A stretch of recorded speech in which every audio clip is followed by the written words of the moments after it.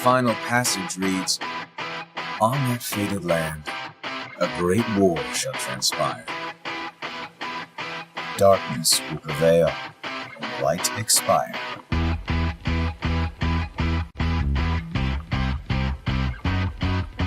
This world is full of light. It's a world comprised of many smaller worlds, all connected, stretching as far as the eye can see. One great light protects us all. All worlds share one light, one fate." I take it you're talking about Kingdom Hearts. Yep. In ancient times, people believed that light was a gift from an unseen land. By the name of Kingdom Hearts. But Kingdom Hearts was safeguarded by its counterpart, the Keyblade. Warriors vied for that precious light, thus beginning the Keyblade War. All of this was decided. You really think you can change the future? All of this was decided. The truth is what you see with your eyes, not what you hear. Sounds like your trip around the world opened your eyes, but you got a little bit more than you anticipated. You must have seen a lot of darkness. So you're saying the weak feel the need to justify their actions to maintain a sense of self. You can't let that slide. I suppose letting false light dictate the future might be a pretty lousy move. So, you can make a change. You have that power. What do you want for the world? You believe the world needs you. Sounds like you already know where you're headed. If you truly possess great power, the darkness can't control you. All of this was decided. You really think you can change the future? All of this was decided. The truth is what you see with your eyes, not what you hear. All of this was decided. Why not just sit back and watch it play out? All of this was decided. May your heart be your guiding key. Who are you really? Some kind of fortune teller. Well, I could lie, tell you that's what I am, when I'm actually a brilliant artist, even a scholar. I could tell you that I dream of world peace, when I'm actually planning for its destruction. The truth is what you see with your eyes, not what you hear. All of this was decided. You really think you can change the future? All of this was decided. The truth is what you see with your eyes, not what you hear. All of this was decided. Why not just sit back and watch it play out? All of this was decided. May your heart be your guiding key.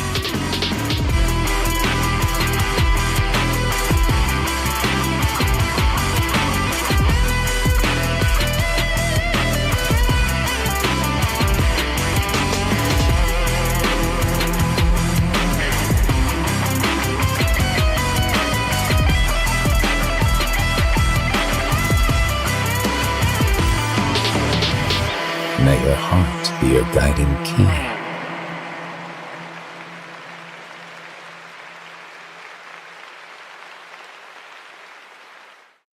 Ladies and gentlemen, the sickos and the normies, we are back with another episode of the Landy Lodge, where today we're talking about none other than what I see the chat is referring to. Shout out to you early birds.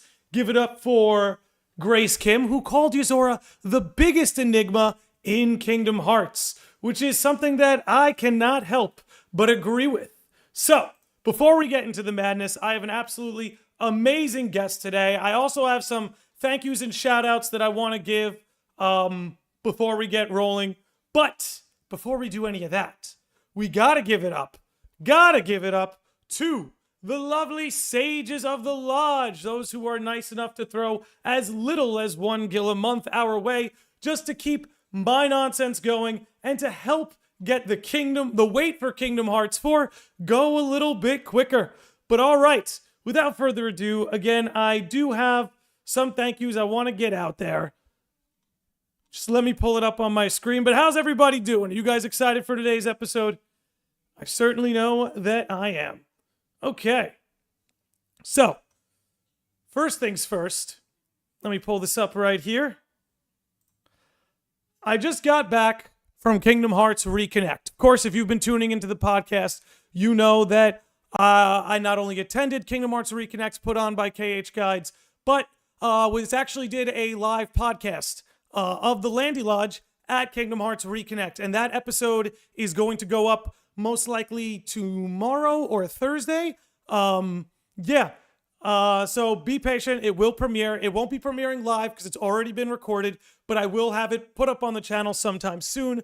Want to give a major thank you not only to KH Guides, Mrs. Guides, and that whole committee for an amazing weekend with amazing memories, but I want to give a lot of love to Royal Aqua, Faye, Damo, and BioRoxys, who came on the panel and absolutely crushed it. I've got a few other pictures I want to share. Here's today's guest, Josh, who's going to be coming on. Here's a picture of him and I together. There's me and BioRoxys, and here's me and Folsey. Big shout out to you, Folsey. Hope you're out there. And if you didn't hear, as you guys know, I was nominated for many awards, and I actually went home with the award for Theory and Lore. Thanks to all of you who are so supportive, the sickos, the normies, the sages, all of you. Thanks so much for getting me nominated. Thank you so much for voting for me to get this award, and I've got a lot of love for the nominees, a lot of love for guides in the committee who took care of everything. I'm going to put up the speech. I'm going to put up the speech on the channel in a couple of days, and I'll have links to all the other nominees who are amazing in their own right, some who have actually been on the show before. So, yeah, thank you guys. And one last picture. Here's me and Lance. 2 L's, but we don't lose. So, it was great. It was awesome. But enough of that. And by the way, everyone who I got to meet there was amazing. I hope to meet more of you at events like that as time goes on. But it was amazing to meet those of you that did attend. And for those of you who didn't attend but reached out to say I did a good job and anything, thank you very much. But anyway, without further ado, we have a guest to introduce. And that guest is none other than my good friend, longtime friend of the lodge, Jasheeshh. Dude, what is going on? How's it going, man? Oh, you're muted. Unmute yourself. I didn't mute this time. I'm usually the guy I got who myself mutes. muted. Oh, all right. What's going on, dude? Maybe How are it should've you?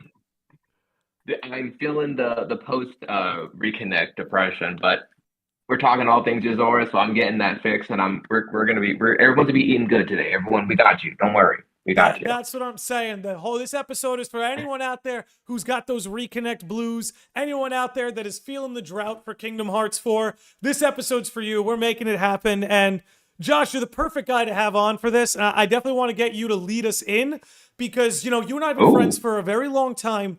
We just went through our whole chat history. We've been friends for 3 years. And you were originally supposed to come on. It is crazy, isn't it? And you were originally supposed to come on to do the Lushu episode.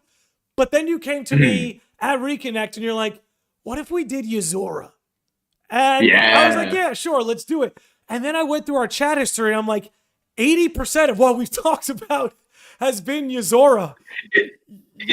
So honestly, great call on your part. When you started posting everything and was just going, I was like, wait, I sent a lot of these to him. And you're like, dude, I just went through our chat history, reposted stuff, and I was like, gosh, dang. So again, you're the entire source of all the Yozora stuff we're going to pull up today. We have a lot of posts, a lot of pictures. We're going to probably pull them up more towards the second half of things. The first half will kind of just speak broadly our predictions for Yozora. You were actually on for a Nameless Star episode number 88. Think about that, Josh. Think about that. That was episode 88. This is episode 193. Whoa. Isn't that insane, dude? It's over 100 episodes ago. You came on and we had a nice discussion about the Nameless Star. I'm sure we're going to retread some of that today. It was kind of a discussion of, had Nomura been planning for this in some way? Had, how would you put it? Was the secret movie, was that really Kyrie on the beach? We discussed that years ago. So again, just another example of this being full circle. You coming on to talk Yozora it's just the most appropriate decision I've made when it comes to matching up my guests with the topic. So anyway, enough of me yapping. Let's get into it. Let's start talking about Yozora. What do you think, dude? Oh boy.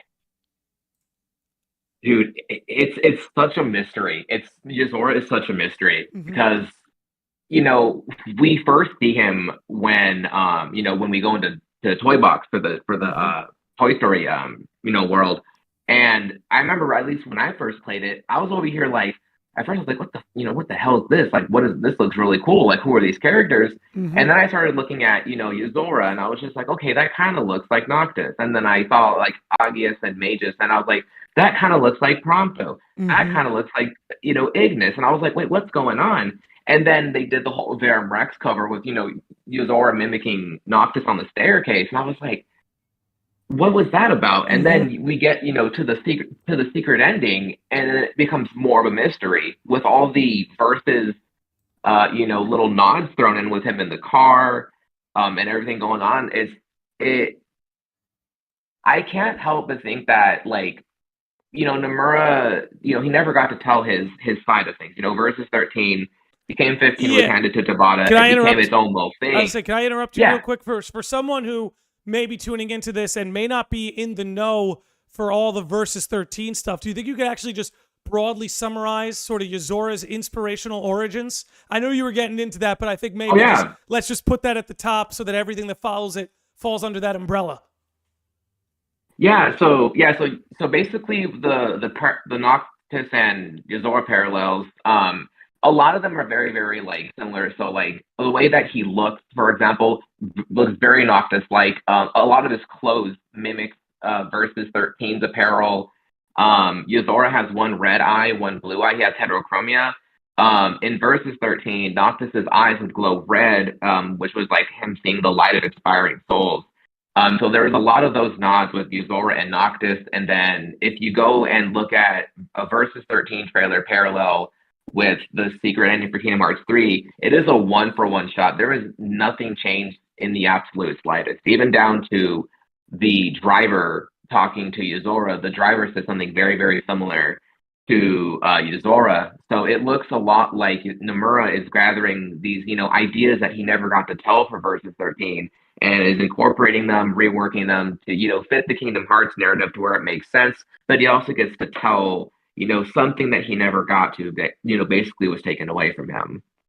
Correct. So, yeah, I think you summed that up perfectly. I guess just to put it as broadly as possible, Yozora was inspired by the original Noctis that was supposed to be in Versus 13, not Final Fantasy 15.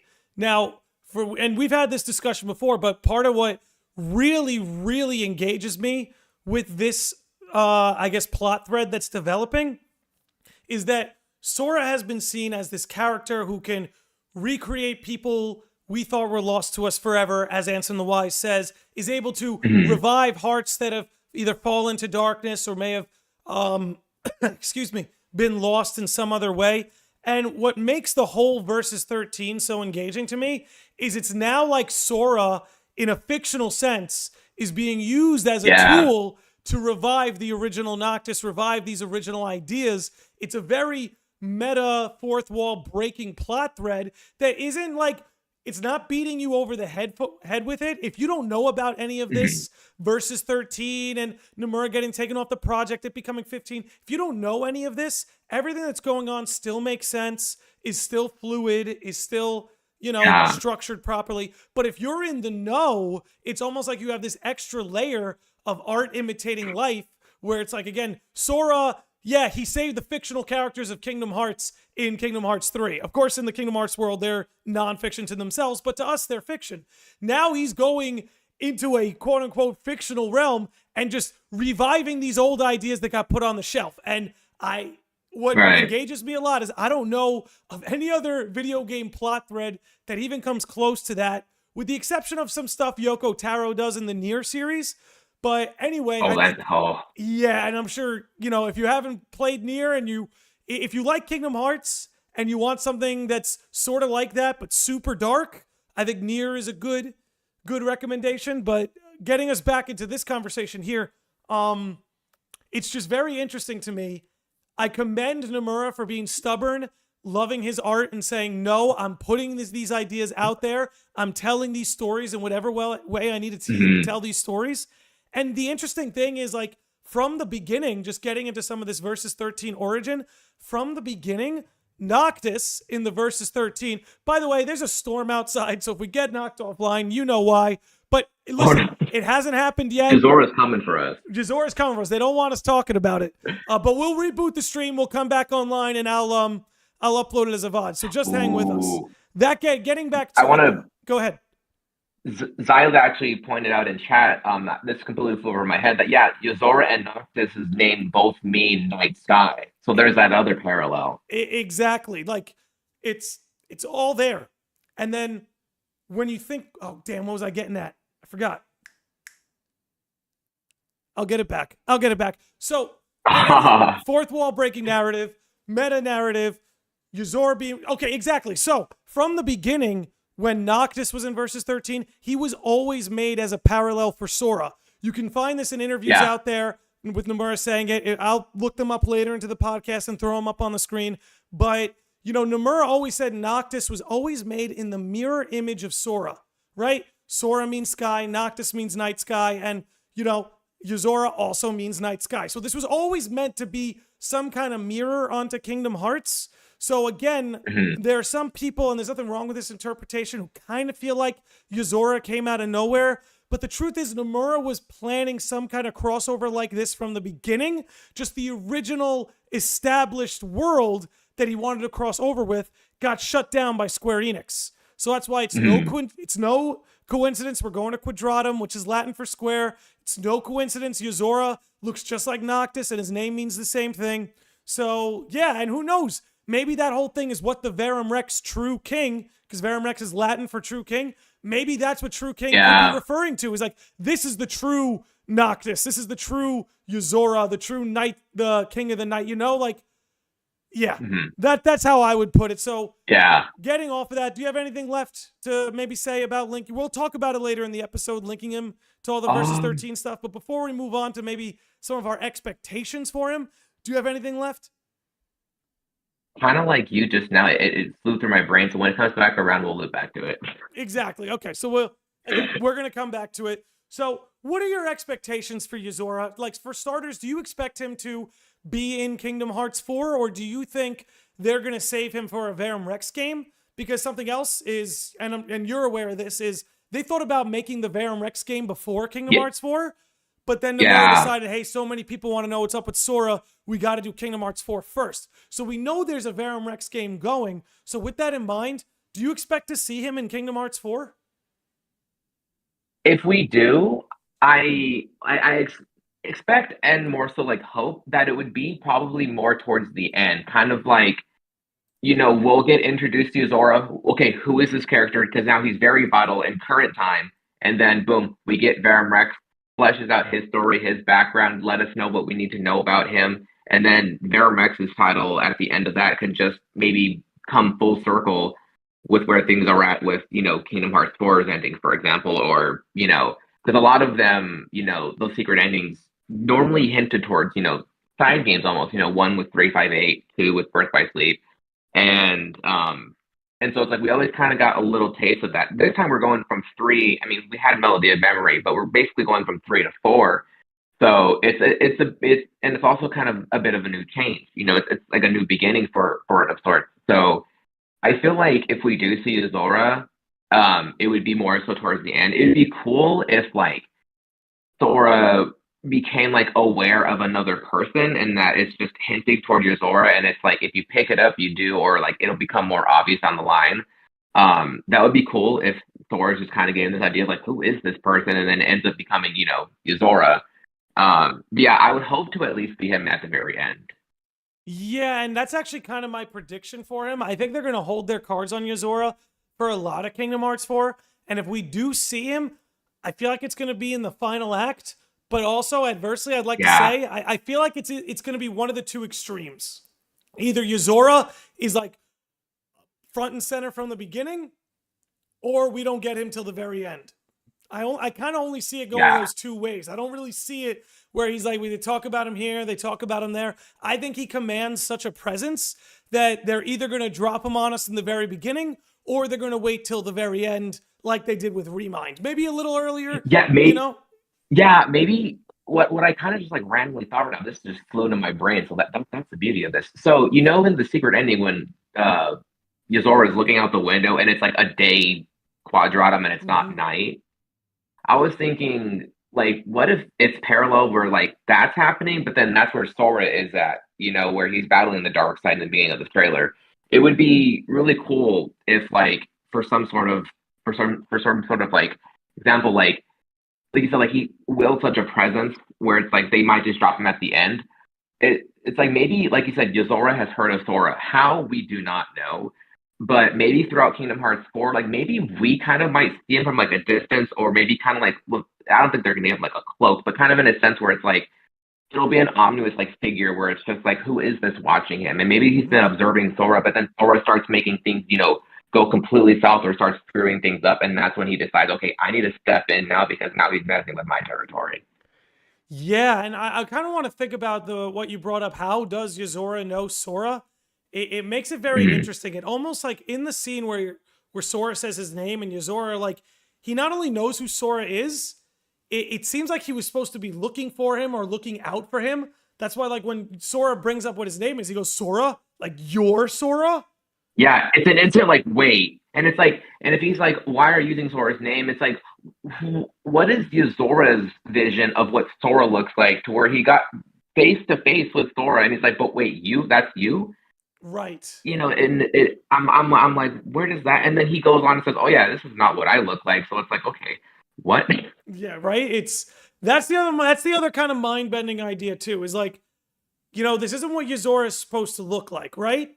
So I did a podcast a while ago talking about, and I wonder what you think about this, trying to connect Yozora and the Master of Masters. Now, to me, if this isn't what Yozora looks like, right? If this character we're seeing, that's not what Yozora is supposed to look like, how do I put this? Then he looks like someone who's gonna stick around. Does that make sense? Yeah. Like, if that's not what he looks like, then that's somebody's body who's important. And if that's somebody's body who's important, whose body is it? Is that the Quadratum Riku, or is that the Master of Masters body? Or something, you know what I'm saying? It's wild that you said that. Yeah. It's wild that you said that, because when I was driving home from work, I instantly thought, like, it would be crazy if, you know, like, we randomly bringing in triplets. Yeah, we don't know why she's, you know, in Quadratum, and that's very strange. And so I randomly thought, like, what if, because the Keyblade was supposed to go to Riku, but then he fell to darkness, Sora, and then it chose Sora instead. But like, what if from the very start, that one little thing had such a huge butterfly effect that led to the events now, because he was not supposed to have the Keyblade. It was supposed to be Riku. And I thought, like, what if, like you said, you know, like, what if in Quadratum, like, that's why maybe he even looks like Riku in a sense, is because, like, that's supposed to be actually the person in charge, the leader, you know.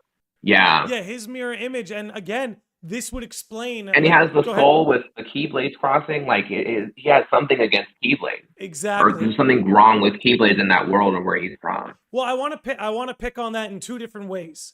In one, going back on what you said with Riku, and this could be Riku's like Riku being the rightful Keyblade wielder, and this could be, you know, his like mirror image in Quadratum, or this could be what his body would look like in Quadratum. You know, maybe that whole true king motif with Verum Rex meaning true king, maybe that's in reference to Riku being the rightful owner of the Keyblade. And that's why in Unreality, the rightful owner of the Keyblade looks like Riku. Because like maybe that's like what the rightful wielder of the Keyblade is supposed to look like or supposed to mirror. Now on the other end where I want to pick your brain, oh geez, I keep losing it. But let me see if I can try and get it back. The other place where I wanted to pick your brain, let's see. The skull and crossbones, exactly. So, see, it all comes back, man. Just don't let it go. Don't give it up. Think about it. It'll come back. But anyway, it makes me think of Kingdom Hearts 1, where King Triton in Atlantica, he sees the Keyblade as like a threat. He's like, oh, everywhere that blade goes, there's trouble. So when you consider that Unreality is a world without light or darkness, maybe to them, the Keyblade is like this forbidden, like this forbidden item, this forbidden relic, because this is supposed to be a Yeah. world without light or darkness. But if there's a Keyblade around, darkness is drawn to it. Darkness follows it And in wherever Kingdom it Hearts 4's goes. trailer, you got a dark side in Quadratum. That's why we see dark side in Quadratum. So again, to me, it's like the piece. It's not confirming it for a fact, but if you want to line up the pieces, they're compatible with each other in these very peculiar ways. Again, with Keyblades being, darkness following the Keyblade, and again, maybe that's why Yozora, has a net. Maybe that's why he needs to save Sora, because he's like, dude, if you wield that here, you have no idea what's gonna happen. Maybe you save the apocalypse on your side of reality, but really all you're doing is bringing it over to our side of reality. So maybe that's why he needs to be crystallized. Go ahead. And like, what if Kingdom Hearts 3? So this was like where I kind of like got so mind boggled with my own like predictions or theories. Was like when you're facing Yozora like on the 104, but like you can still like see quite a ways around with everything. And I noticed that there's like some parts that just aren't there. Like the spot, for example, where Sora is like battling Darkseid, I believe. This whole like area is just missing from the map. Like, and it's within, and it's like you have this great, beautiful texture, missing building, but you can still walk around. You can still do some other stuff. And so I'm like, what if Kingdom Hearts 3 secret ending in some sort of sense, leading into the battle with Yozora?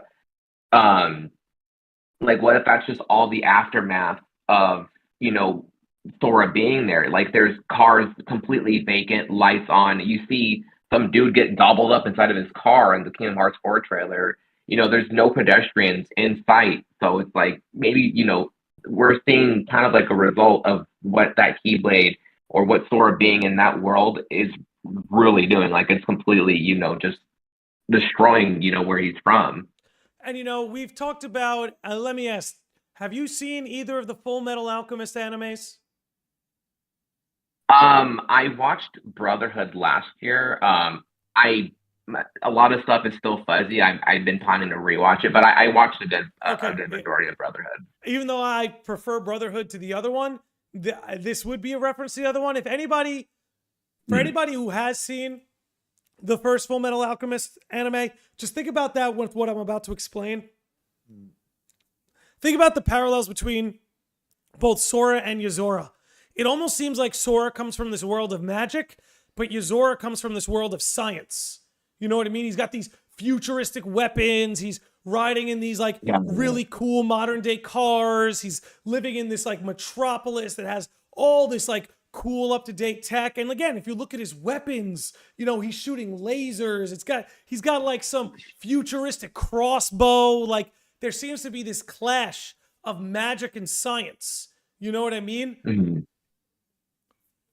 So I wonder if that's what's playing into this here is maybe in the world of, where things are more scientific, more material, darkness and light just have different ways of manifesting, or maybe they don't physically manifest at all. Because that's the thing about the Kingdom Hearts world is light and darkness physically manifest. And I don't mean that in the light from the sun kind of way. You know what I mean? In the way the Keyblade wielders can wield both light and darkness. So it's right. It just seems Riku, for example. Right. Literally Riku.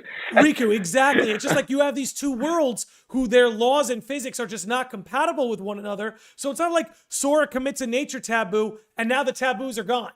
It's no, he's just bringing the taboo somewhere else. And someone, maybe it's Yozora, maybe it's the Master, they're going to want to stop that cycle. Or maybe in the case of the Master, maybe he wants to continue to antagonize these sorts of taboos so that he can sort of, maybe by breaking the laws and the rules that of the worlds, maybe the Master can find a way to rewrite them. Maybe that's sort of his angle. Because then you also notice outside of Yozora and Sora's fight, both Yozora and the Master, being in the Kingdom Hearts part rather, all they're doing is observing Sora. They're not stepping in. They're not going to confront him. They're all observing him for some strange reason. So it's maybe Yozora is working with the master. Maybe the master is, maybe getting inside of Yozora's head and telling them, this needs to happen. It's going to be, it's going to be a complete shit show. But, like this needs to happen, for, kind of like as if he's telling Yozora that he has this book of prophecy, kind of like what he did with the foretellers, but is trying to manipulate Yozora in a very similar fashion. Yeah, because that's my thing, is like, I actually think there's going to be some kind of connection with Yozora and the Master. And I don't want to retread too much of that just because, I have done an episode on it. But, the idea that, the Master's in Quadratum, it's like, you see that secret movie, you see Sora's in Quadratum, you see Riku's in Quadratum, you see Yozora's there, and then you just see the Master just like so confidently standing on that roof. Yeah. Like, I am in control. It's all going according to plan. So there's got to be some connection there. Again, I don't want to get too much into it, but I wonder if Yozora is following orders from the Master. Maybe that's where his orders come from, and maybe he doesn't know it. But there's got to be some sort of connection there. Like I've always played with the idea, there's the idea that Riku told Yozora to save Sora. But what if that's the Master's orders? Yeah. What if the Master gave him those orders?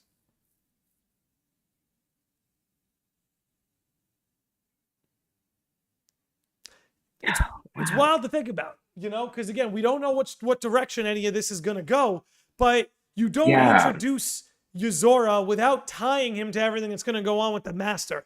They have to be integral to one another. The question is how. Yeah, and they're in the same place, so they have had to have crossed paths in some way, shape, or form, somehow, some way. And like, going off what you said, maybe he is commanding Yozora. Maybe Yozora tries doing what Sora is doing. Maybe trying to defy fate. Maybe trying to alter things and going against the Master. Maybe not falling for his shenanigans like the foretellers did. Right. And maybe Yozora has his own idea of, or maybe the Master has something in store for Sora that's going to maybe completely wipe him from existence, or it's going to lead to Sora's, just downfall in some way. Maybe Yozora has this idea of saving Sora from whatever is going to happen in whatever future events are to come. Right. And, I don't want to, we'll save the chat for when we hit the 1 hour mark, but Oak Tutor did ask a good question I want to address. He asked, what's the point of that when the Master can save Sora? This kind of goes into what I was talking about before, and this is why the Master of Masters might find Yozora useful, is that we talked about the Kingdom Hearts world being like very magic-based, but Yozora and Unreality being very like scientifically based. Something we have that only seems to exist in Unreality, and Josh, we can go on all day about this, is the Fabula Nova Crystallis. That lore is only represented, is only visible in Quadratum and Unreality. And Yozora seems to have this ability to crystallize people like he did at the end of the Kingdom Hearts 3 secret episode. Not the secret episode, but the Limit Cut episode where you fight Yozora, and if you lose, he crystallizes Sora. That's straight out of Fabula Nova Crystallis, which is like an all-encompassing lore Nojima wrote to encompass games like FF13, FF15, and it would seem now Kingdom Hearts as well. And Versus 13, another conversation for another day. But getting back to that might be why the Master finds Yozora useful or wants to use him. Because the Master, for at least what it seems like, is from our side of reality, right? He was in the Union Cross era. He's from a time before that that's sort of in that same world. And when he encounters Quadratum and Unreality, he says like a world beyond imagination. It's clearly something very new to him. So when he gets there, he may not know how all this works. He may not have the ability to crystallize people in the way Yozora can. So maybe Yozora is just his proxy, like his little chess piece, to do the things in that world that he himself can't do because he's not from that world. You know what I mean? And we don't know what he looks like. He's too scared to take off his cloak. You think Sora's going to trust another person with a damn black coat? Like the no second way, Sora, baby, no way. No trust is established. That's why, like I said, Yozora is his go-to, his man to go and save all, do all, whatever he needs him to do. Oh yeah, Nox Vogel in chat said Yozora was going through some trials. Maybe the Master assigned him something.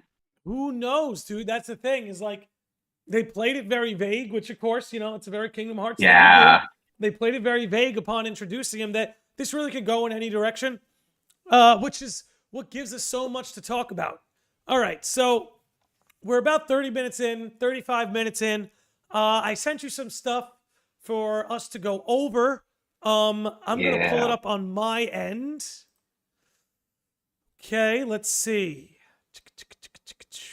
Oops, my bad. Where is it?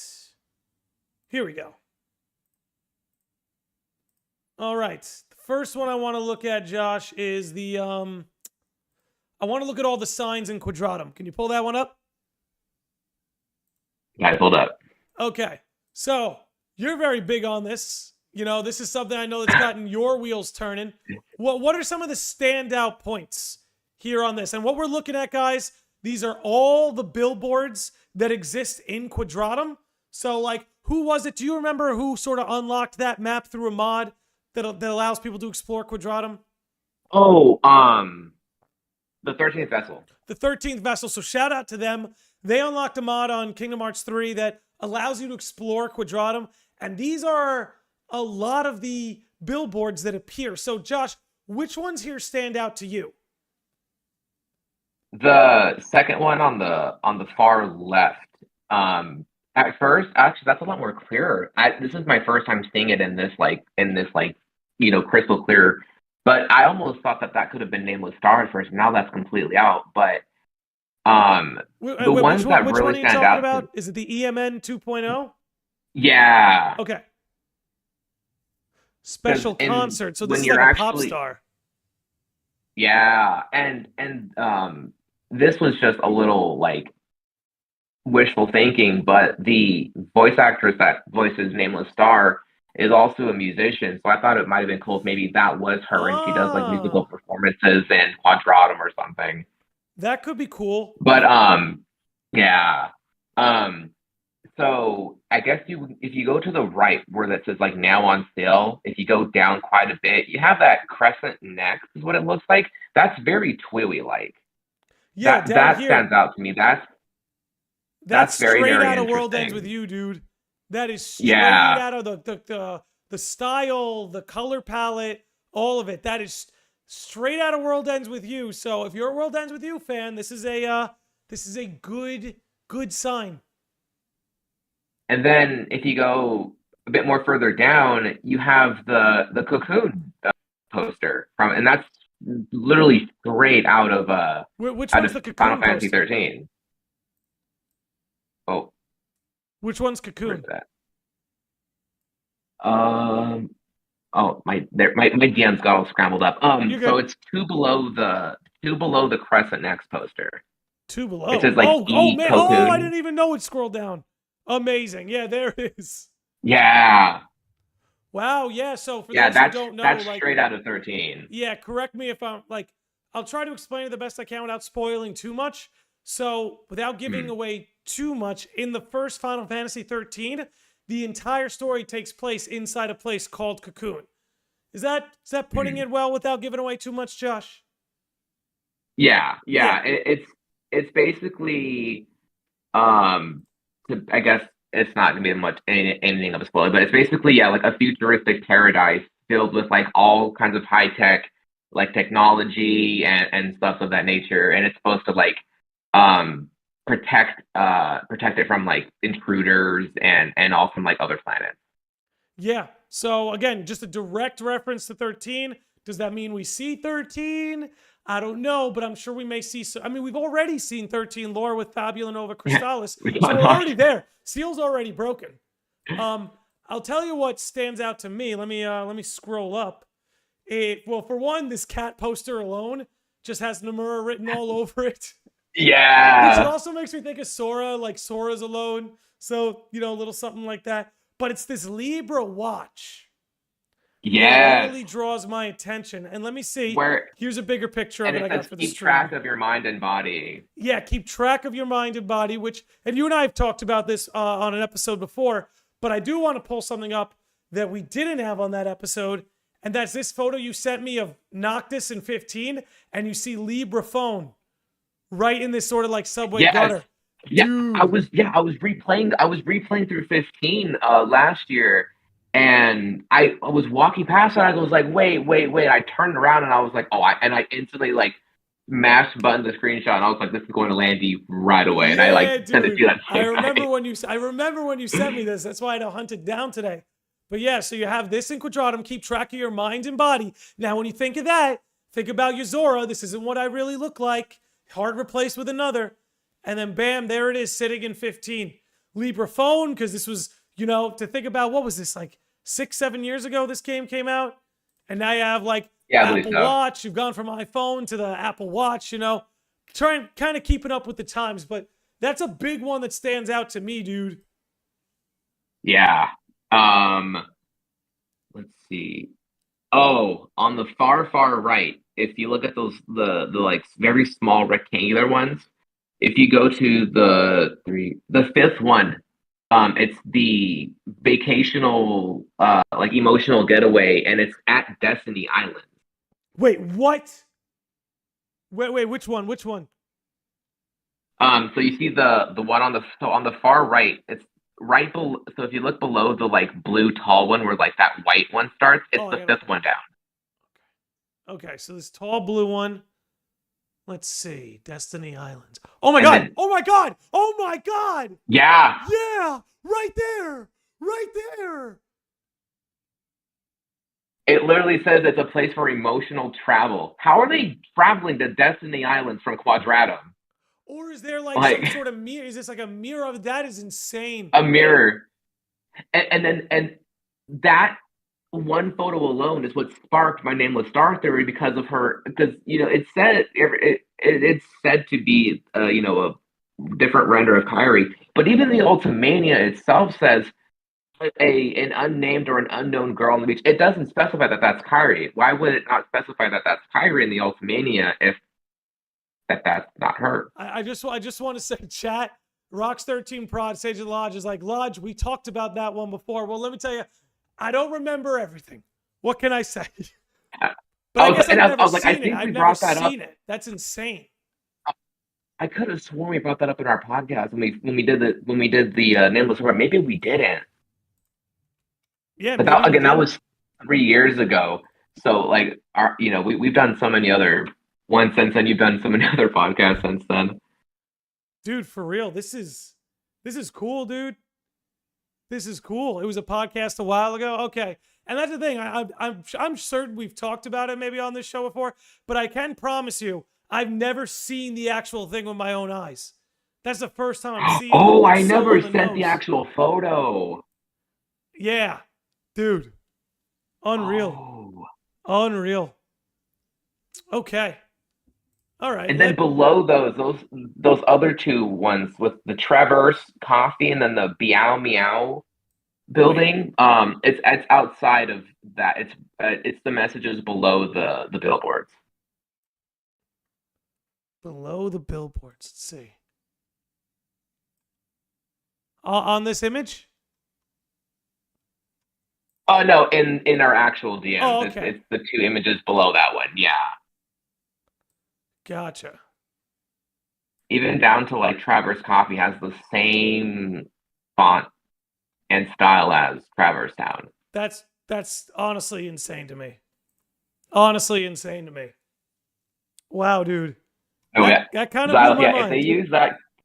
If they use that KH1 secret ending and just recreate it with the Nameless Star, I would pop off real loud. it would. Oh my god. Like I've had like dreams of. So there was a like Versus 13 trailer where Noctis and Stella are at this like.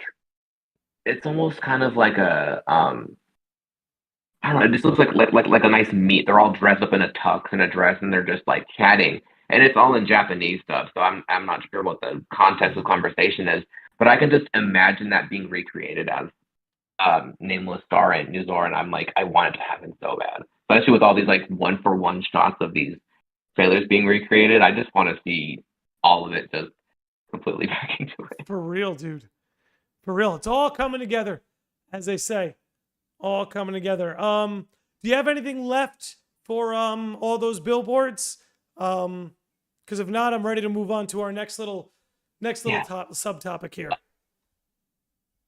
I want to pick your brain on that Okay. Meow Meow that literally has a dream meter on it. What's your thoughts on that? Because that's All right. such an interesting little thing to just throw in there. I'll pull that one up. Where's the Dream Eater one?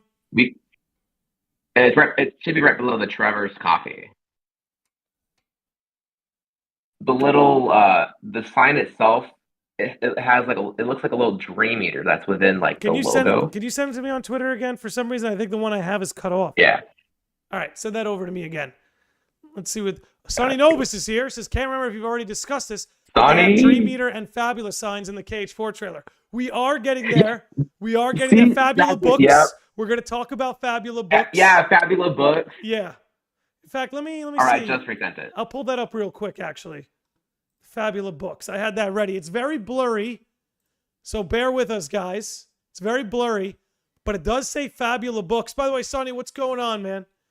I hope you're doing well. Is there not Flugel? I need to see that. So we got a Fabula Books, again, a reference to Fabula Nova Crystallis. And then, let me see. It's alive. It's so alive in there. Here we go. So, I'll let everybody see this. Here's the Traverse coffee that Josh was talking about earlier. Here's Traverse coffee, chilling in Quadratum. It makes me wonder if Kingdom Hearts, if Kingdom Hearts is a video game in that world too. You know what I mean? Is it just a video game? And that's why maybe Yozora's you're Sora? What the hell? Who knows? It would be really cool because I feel like we're going to have Quadratum's version of Toy Box to some degree.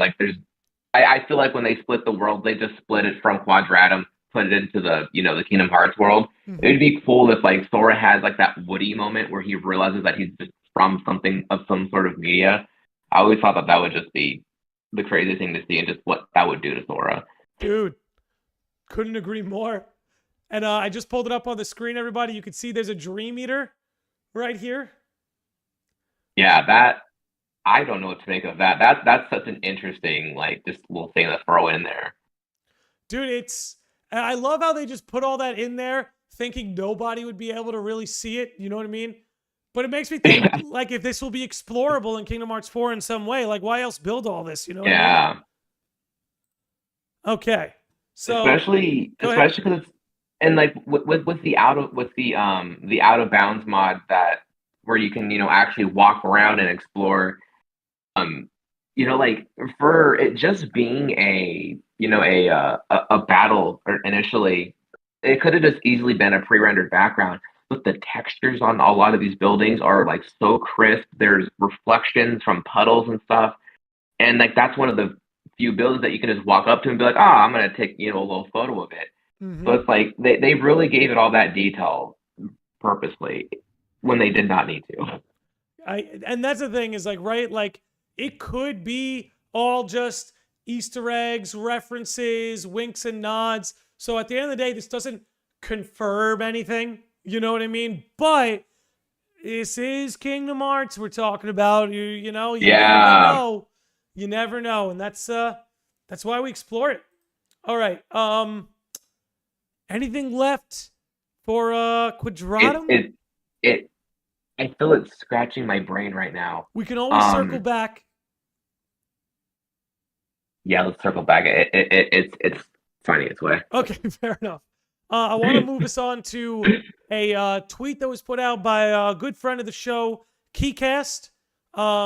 He's talking about Xehanort wanted 13 lifetimes to rebuild the world and one more to explore the new world, making it 14. KH3 has us fight the 13 Seekers of Darkness in the Limit Cut in order to unlock Yozora, the 14th boss. I see you, Nomura. So what do you make of this theory that Yozora could be the 14th life that young Xehanort was talking about in Dark Road? What do you make of that? Do you find that plausible? Do you think it's possible? What do you think? I think it possibly could be, and I wouldn't be upset about it either. Right. We know that Xehanort has done so much research into looking into this other world and trying to even as so much as mimic it on the other side because there was no way for him to really just shift things there. Mm-hmm. And so when they brought up the whole the 14th life situation, I was like, no, that was my first thought was like, okay, can this actually be him? And especially when you defeat young Xehanort at the Nort Court, he says, "I'll go back to my time and live out my life."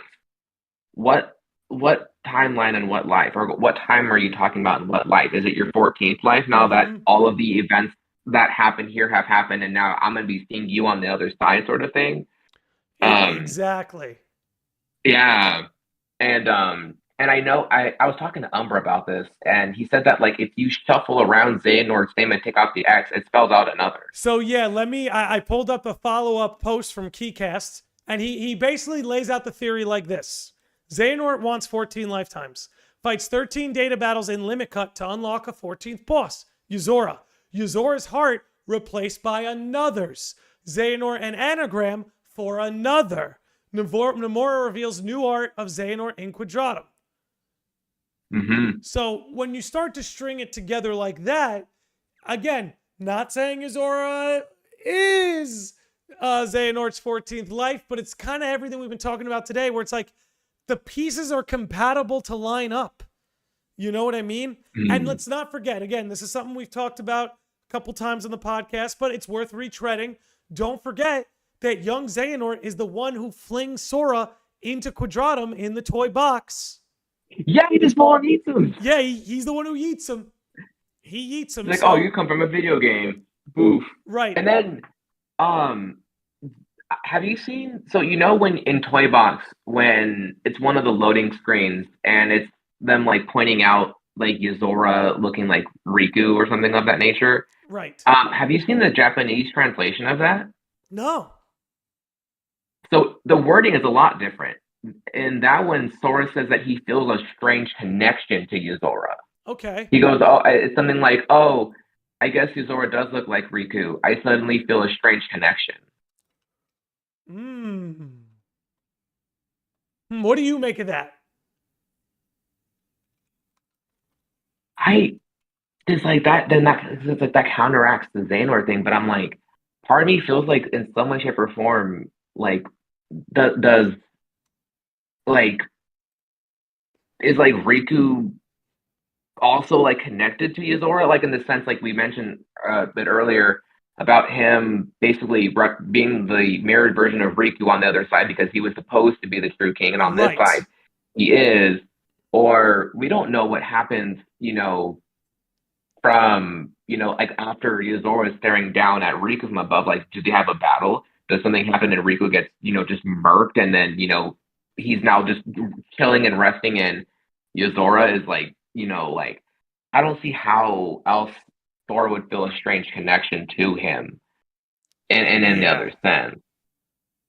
Yeah, there would have to be some kind of underlying behind the scenes sort of connection between them that we can't see right now. You know what I mean?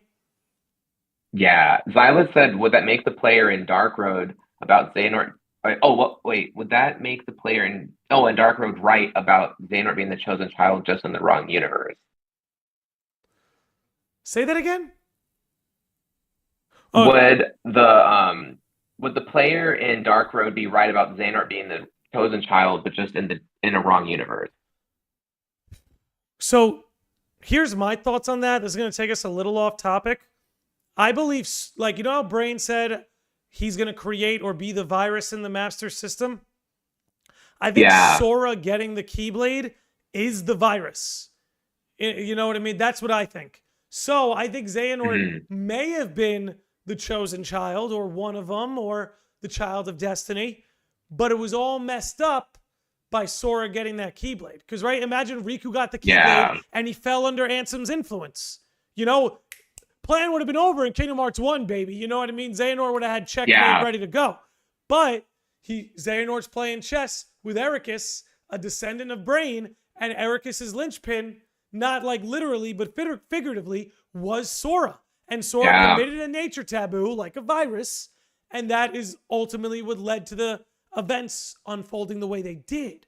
So, you know, as far as whether the player was right about Xehanort being a child of destiny, I think being a child of destiny is something that you earn through your actions, and it's not a consequence of your bloodline or it was something that was written in the book of prophecies. I think it's a consequence of an individual's actions. So that's all I'll say about that. Okay. No, yeah. I Let's see what else. A few other things we can move on to. I'll let you know which one I'm pulling up. I'm going to pull up. That one through. Okay. The one with Noctis in Versus 13, Nomura's version in the apartment, and Sora in the apartment. Oh my god. Oh, let me pull that up. Where's it? Okay, so this comes to us from Noav There it Snow. Everybody, so shout out to Noav Snow. I'm going to go ahead and drop this link in the chat too. Yeah, So that is very interesting. Let me just drop this in the chat in case people want to see it for themselves. Oops. Okay. Yeah, that's freaking crazy.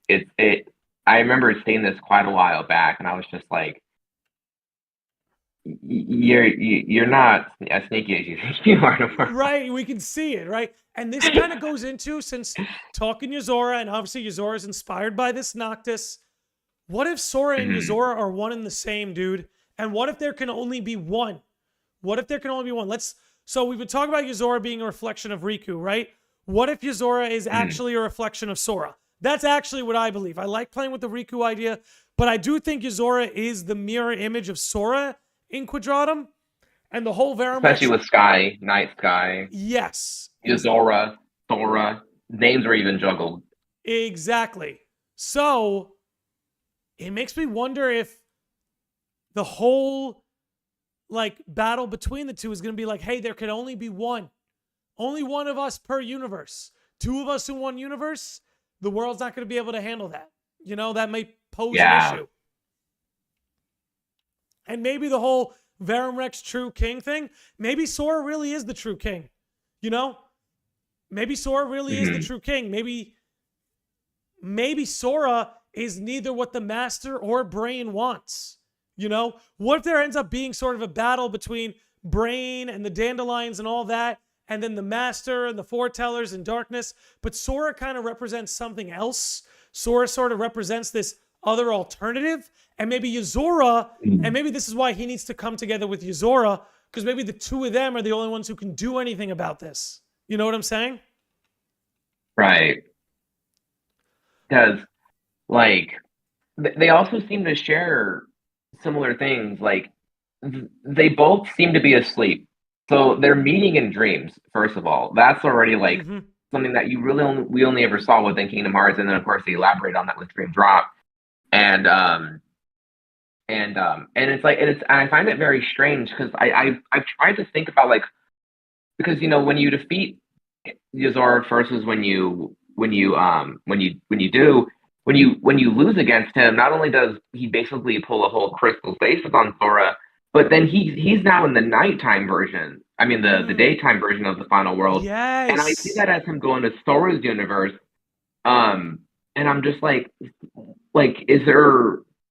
Because it's so, I don't know what to think of it, because then you win against him. He says, "Oh, my powers aren't ready," and it's just the power that you used on Sora when he lost against you, or it's just what if he needed to, do that to Sora to basically I don't know, maybe keeping him there in that state allows him to exist, I guess, when he's actually awake. But he would want, and they have to switch. They have to switch spots because he's trying to save the Nameless Star. That's what I was about to say, is he would want to do this, keep Sora tucked away over there so that he could cross over, get to the final world, and reunite with the Nameless Star. Because like you're saying, maybe both of them in the same universe, that's not going to be the prettiest thing. So he's like, hey, I'm going to switch you real fast. I'll be right back. I will say, maybe that's how he's going to save Sora, because maybe Sora already being there is such a threat. And we see that with Kingdom Hearts 4's trailer. And maybe he's already aware of what can unfold, and he wants to maybe save Sora before it gets that ugly. So he's taking his time over trying to save his person to bring her back so he can send Sora back. Or maybe send Sora back so that way he's, not, in purgatory. That's a good point. It all could just be a ploy for, Yozora saying hey, because this is what I imagine too. Maybe there's something going on where it's like the longer Sora stays in Quadratum, the more he starts to fade away. You know what I'm saying? Yeah. The longer he stays there, the more he's going to fade. The more, or maybe the longer he's in Quadratum, the less likely he can get back to where he's from. So maybe by freezing him in crystal stasis, it sort of keeps him from fading in that way. And now Yozora can, like you said, going into everything you said, hop to the other side, get the Nameless Star, hop back, and then maybe unfreeze Sora. Who knows? Maybe that's what he's trying to get at. Yeah. Crazy stuff, dude. The juice. The juice, the big juice. But that's crazy stuff to me, dude. We're at the 1 hour mark, so we can open this up to the chat now. If anybody has any thoughts they'd like to share. Oh, go ahead, shoot, fire away. I'm not sure if you wanted to touch on this too. There was still those videos of his unused moves where he had like the warp strike with his the combat. Yeah, let me pull that up. Yeah. I'm glad you brought that up. We almost skipped over that. Okay. Let me pull it up on screen. Here we go. So this comes to us from True Keyblade Seeker. Shout out to them. I'm going to drop this thread in the chats as well. So if anybody wants to check it out for themselves, you most certainly can. Hold on 1 second. What was that? Let me drop it in the Twitch chat. We did talk about this, Bestie. We did talk about this. So, okay. Let's swing it back. Let's swing it back. All right. So True Keyblade Seeker tells us in Yozora's AI code, his dash gun attack that reduces the SC timer is called Time Break. Item/Kupo coin stealing move is called Energy Break. Keyblade steal move is called Heartbreak. Another thing is that it seems Yozora can cast the Faraga spell when he steals Sora's Keyblade. He only uses Waturga in the real fight, so it seems Faraga one remains unused. Lastly, there's another unused attack too. The file name is Shift Break, which is what Noctis's Warp Strike is called in Japanese. Don't know what it looks like, but the file info suggests it involves throwing a sword, so you could check that out as well. So it looks like, again, Yozora also, his moveset, in a lot of ways, mirrors Noctis, not only in FF15, but in Dissidia as well. I don't know if you looked at the one below it, but it shows that Noctis's moveset, all of his words retain shifts. You have shift meteor, shift cyclone, shift assault, while Yozora's just keeps break time, break energy, heartbreak. Ooh. That's spicy. That's spicy. Love it. Absolutely love it. That's got me thinking. Yeah. It's gonna. Again, Kingdom Hearts 4, I feel like that's just gonna be really setting the stage for Sora, what he's doing there for maybe people that may not have known. Because it's supposed to, I guess, be a bit more friendly for people just coming in. So maybe it's like that's like the game to really just be like, this is where why Sora's here. This is what's currently going on, the story so far. And then, we'll just get the floodgates of just the Verum Rex influence, what's it called, within, Verum, when we get a Verum Rex, and we'll have all that versus influence.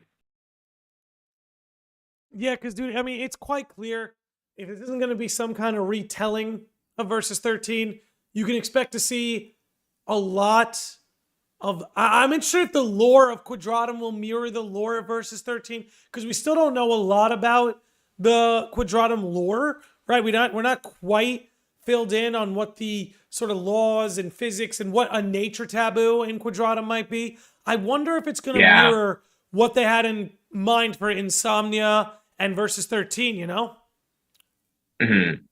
And then there's also, and maybe that's what karma is, that whole thing that exists within Quadratum. Yeah, I mean, it would, one thing to think about is that, like, all these games, every couple of games, they introduce to us a new type of enemy, right? Kingdom Hearts 1 gave us the Heartless, Chain of Memory, Kingdom Hearts 2 gave us Nobodies, Birth by Sleep gave us the Unversed, Dream Drop Distance gave us Nightmares and Dream Eaters. So Kingdom Hearts 3, to my understanding, didn't give us any one of those new ones yet, But I wonder if in Quadratum, something like that's going to manifest. Will there be like good karma and then there's bad karma and you got to go out and beat the bad karma? Or will it be shadows, right?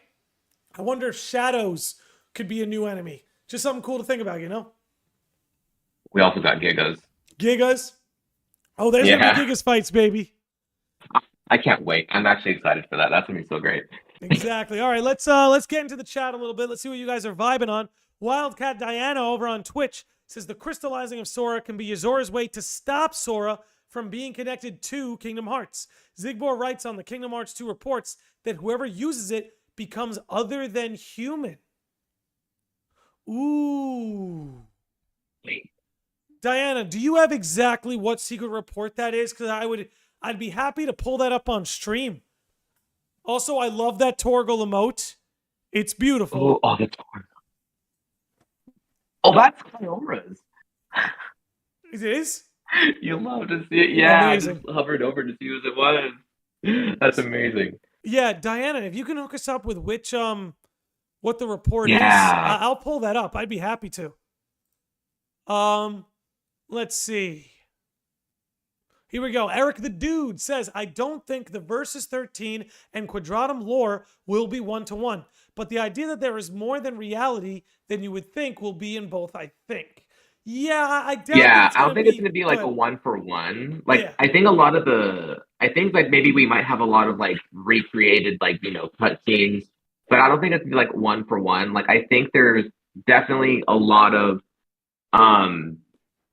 the like themes and aspects that he might, you know, that he can use and rework it to fit the narrative of Kingdom Hearts while also still having that, you know, that love, that passion, that influence of whatever he wanted to tell with whatever themes, you know, that he wanted to tackle. Because Versus was supposed to be, you know, Noctis seeing the light of expiring souls. Death was a very, very heavy concept of it. Stella was supposed to be.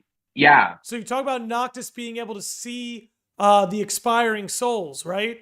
What if that's what's going on with Yozora and Sora? Maybe Sora's soul is in danger of expiring because he's in a different world. He's in a world he's not supposed to be in. Saves them from that. Yeah, that could be what he's trying to save them from. He's like, hey, dude, I see your soul is expiring. Or rather, maybe he heard it, but maybe he, like Noctis, has the ability to see something like that, and that's why he may want to save Sora. Exactly. Yeah. But go on. You were getting after it. Oh yeah, and then I was gonna just add because and again, this is more of like, we could take this with a grain of salt, but it was supposed to be that Stella was I guess supposed to be dead originally. Noctis was supposed to be the only one that can really see her because he can see, you know, beyond, you know, dead souls. And apparently she was supposed to have been, you know, just completely cut off like at birth. Like they're supposed to be completely just like gone. I forgot why that was brought in to play with why I brought that up with the light of expiring souls. With the whole thing about the light of expiring souls. Not just being able to see the light of the expiring souls. That's when I interrupted you so rudely to say that because I. No. Go ahead. What was the Yozora topic that had me lead into that? Do you remember? The Yozora topic that had you lead into that. We had just started to talk about how Yozora and Sora could be a mirror of each other. That Sora being in this world of a taboo can have him fade away. We were talking about. Let me see. Damn. I'm trying to get back onto it. Okay, we talked about the parallels between the 15 Noctis and Yozora, or the Versus 13 Noctis and Yozora. Oh, and Yozora. Yeah, we were talking about that. Is it coming back? God. I'm trying so hard to remember. We were talking about the karma and the shadows, stuff like that. Karma maybe being the new enemy. I'm trying to think of like why I brought up him being able to see the light of expiring souls. I got like excited to talk about it. So I was like, it was something that just like snapped in my brain. Do you think I might have just interrupted you to say the very thing you were about to say about him seeing Sora fade away? Maybe, yeah. Yeah. Okay. Because that's where my brain just completely went into. Okay, maybe that's my brain's like, we don't need to talk about it. Maybe that's what's tangling you up. All right, I'll do a better job of keeping my mouth shut. Anyway. No, you're totally good. Sometimes it's just like we want to let it out because it's like we don't want to lose it ourselves, and it's like, oh, this is my breaking. Right, my forgetful ass has forgotten like 2 things I've wanted to say tonight already. So yeah, excuse my eagerness. Kevin Ribeiro says, I hope at some point in Cage 4 we get to fight Yozora's friend. By the way, what's up? Kevin? Hope you're doing good, dude. He says, Kevin, again, I hope at some point in Cage 4 we get to fight Yozora's friends. You know, speaking of Yozora's friends, we got to talk about that like deleted scene that. So yeah, Rex they completely drop it because I think it gave too much away, right? And here's what we're talking about. I'll see. Go ahead. Why is he seeing a duck and a dog as humans? So explain that for those who may not be in the know. I'm gonna try and hunt it down. So there was. Oh yeah. So basically, there was a I forgot what gaming convention it was, but they basically had a demo for Kingdom Hearts 3, and it was for Toy Box, and there was a cutscene that was shown where.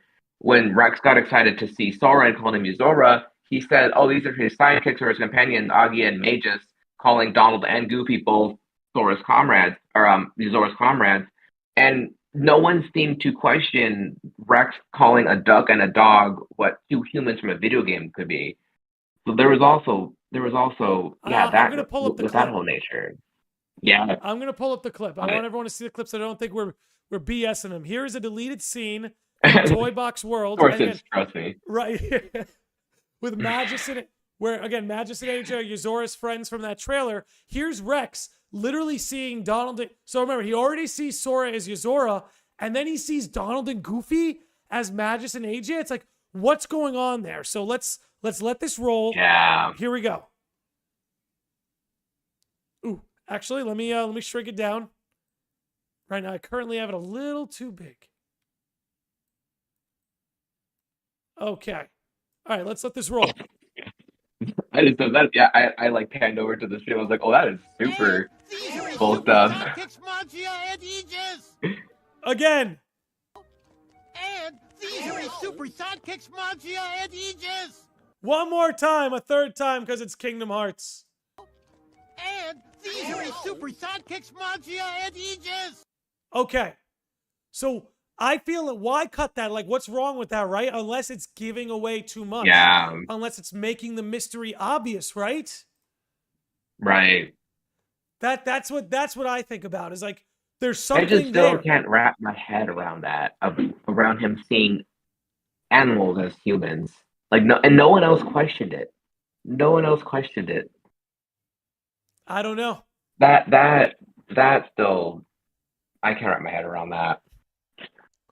Okay. So with that aside, let's keep rolling. I've got a message here from Cheese Sauce Lachetta.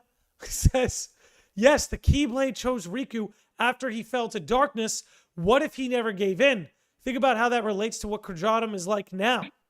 What are you kind of getting at, Cheese Sauce? Are you saying like Quadratum would be the world had Riku never given into darkness? Let me know if that's what you're getting at. Yeah, here it goes. Okay, he followed up. He followed up. Guys, Unreality is what Kingdom Hearts would be if Riku never fell to darkness. Maybe. That would be crazy. But that is in the future, right? That would have to be in the future. Yeah. Interesting. That's a cool idea though. That's a really cool. No, I vibe with that. Cool thought. Yeah. Okay. I haven't seen any of these two drink water yet. I promise I've been drinking water. Oh yeah, same, dude. Look at that. We've been drinking. Here we go. Honorary swig for the dandelions. Okay. He's like, I'm sure these dudes' throats are dry as heck. Yeah, dude. No joke. All right. Let's see. What else? What else is the chat cooking? Okay, Xylath says Toy Box was very on the nose of being connected to Quadratum. Absolutely. You even get being after being sucked into the Verum Rex minigame, hinting at some sort of connection between the two worlds via Game Central Station. Exactly, because you unlock Wreck-It Ralph, and this is just brought up. You'll see this brought up in the Reconnect episode, that after you beat that minigame, you get the Wreck-It Ralph summon. And then there was two things within Toy Box as well. When you're at the final like battle area, that whole like toy section is completely rebuilt as if he was in Shibuya. Yeah. Dude, I Yeah. never even And considered then that. and then I sent you this a while back. There was that clip in the Kingdom Hearts credits where it shows like the world and what's going on after the gang have left. And it seems as if the toys are now back to their respective world because it shows like the door open and all the toys get excited and then they play dead. And so I'm like, there's no way that they're not, originally from Cloud Dragon because now they're back with humans. Andy's probably opening the door. So yeah. And the fact Ooh. that Nomura even said that like he needed Toy Box for Kingdom Hearts 3, like it's a very, very crucial aspect and into being connected with Cloud Dragon with 100%. Dude, it's like, you have to imagine just for a minute that Sid could be a secret boss. Sid from Toy Story. Like, if there's Please. really, like, you go to the unreality world and your problem isn't other toys. It's an actual human trying to like screw with the toys. Dude, it'd be so good. It could be like the angelic amber of Toy Box. Oh my God. Oh, I would love that. Noct Flugel over so on cursed, Twitch but I would love it. says there were some leaks that Versus Noctis could access the realm of dead when he sleeps. Yeah, dude. Yeah. That's exactly what we see. That's exactly what we see when he meets up with Riku. I mean, when he meets up with Sora, excuse me. God, now I'm getting jumbled. But that's exactly what we see when they meet up in the secret episode. Sora is in like his final world, a night sky final world. And that's where he sees Sora. It's, I don't know, man. Suko Bars is here, my man. Sage of the Lodge. What's going on, Mia? What's going on, man? All right. Yeah, Tiger Weirdo is confirming what you said, Josh, that Nomura said KH3 wouldn't be possible without the Toy Box world. Yeah. Which is so crazy to think about. You know what I mean? Yeah. It's like the fact that he's like Toy Story, I need that, or this one is a no. Like, You want your game? Give me Toy Box. As many of others have pointed out, the lines of sleep and death do touch. Yeah. Yeah, Cherokee does say that. One can't help the occasional crossover, as they say. Mm-hmm. All right. I'd rather fight Lotso. Oh my god. Lotso, oh my god. That would be so great. Too good. Just have him roll up. Hello there. I'm Lotso Hugging Bear. Another one from Eric the Dude. This kind of goes back to that Xehanort conversation we were having. Remember, Apprentice Xehanort / Terranort knows about Quadratum. Burping from the water I just drank. Anyway, in Melody and Memory, he told Kairi in the Birth by Sleep Kingdom Hearts 1 flashback she might end somewhere not of light or darkness, but somewhere on the other side. Again, yes, implying that he was well aware that that world existed. And again, just going back into it, this is a guy who plans for every eventuality. And if he knows a world like that exists, you can't tell me he doesn't have some kind of fail-safe setup. You know what I mean? Yeah, absolutely. Okay, just a pancake. Just a waffle, cousin of pancake. Go ahead. Oh, no, I was like, and he makes it so obvious towards the very end of KH3, like when he's talking with Sora in San Francisco, and he's like, "Oh, like you're done here. Like you're going somewhere else where I know you're going." Yeah. And he's like, "Oh yeah, I'm gonna go back to my time, live out my life." And Sora's like, "Where's that?" And he's like, "Ha." Like basically, it's just like, "How?" Like I'll never tell you. Like find out. Not to mention when Sora is committing the nature taboo and he's diving through all the worlds to basically awaken everybody's hearts while Kairi holds him together after the final world segment. You notice that like young Xehanort, he taunts Sora in San Francisco, which is like a mirror image of Quadratum. You know, and that's like sort of the time where he's saying like, hey, there's no saving you. If you keep this up, you're not long for this world.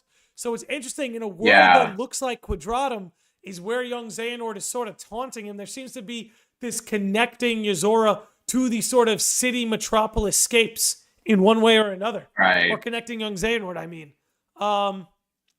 Apparently, MA laid a big theory on us, so let's go. Here we go. Okay, we got it. MA says, Kingdom Hearts 4 trailer says the heart resides within the soul, which is guided by fate to its rightful place. And Sora says, if it's your fate, every step forward will always be a step closer to home. And where does Sora end up? Where does his heart guide him? To Quadratum. Then we have the Kingdom Hearts 2 opening, which mentions far-off memories and scattered dreams and lining the pieces up. Yozora has the scattered dreams, and Sora has the far-off memories. Okay. Sora is the day sky, and Yozora the night sky. There can't be day without night, nor night without day. When Sora is the real Quadratum, when Sora is real, Quadratum is day, and when he isn't, it's night. Concluding, that fourth part I don't know if I get. I was following you on 1, 2, 3. I'm going to have to revisit the fourth one.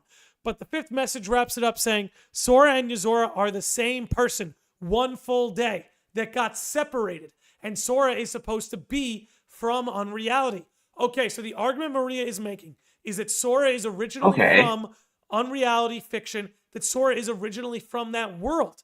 And just like Yozora is the night sky, Sora is the day sky. So the two of them are needed to make everything whole. Now let me reread this fourth message that confused me. Sora is the day sky and Yozora the night sky. There can't be day without night or night without day. When Sora is in the real Quadratum is day, and when he isn't, it's night. Oh my God, okay, I get it. Yeah. The Verum Rex commercial, it's nighttime. When he fights all Yozora, night, and then it's nighttime. But in the Kingdom Hearts 4 trailer, it's daytime. It's day. I get it. Maria, that's brilliant. Oh, it just clicked. Damn. It just clicked. Oh, wait, what did Sony say? I still don't know if Yozora is the one forcing out Sora Station of Awakening or if Yozora just has the same heart, given that Yozora can just take and steal things from you. Let me think about that for a second. Oh. Is Yozora the one forcing out Sora Station of Awakening? Or if Yozora just has the same heart? Yeah.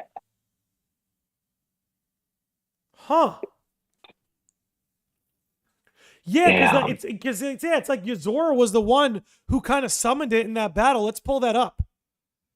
Oh, we got a super chat. We had a super chat. Who from? From Wally of the Wally West. of the West, dude. Let's go. My man. Thank you. Drops us with $10. That ain't cheap. Give it up for Wally.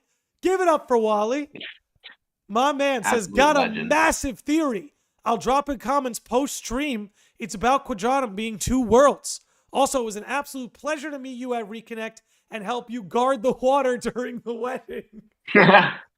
Yes, dude. It was awesome hanging with you at that event, particularly that day where we really got a good time to chat it up. Dude, drop your theory in the comments right now.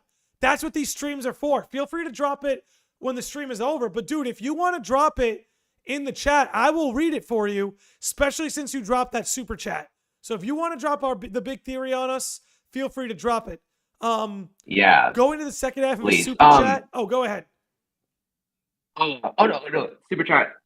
Gotcha. How about that? I was just gonna say what he's referencing is on the final day, Josh, where they did the wedding.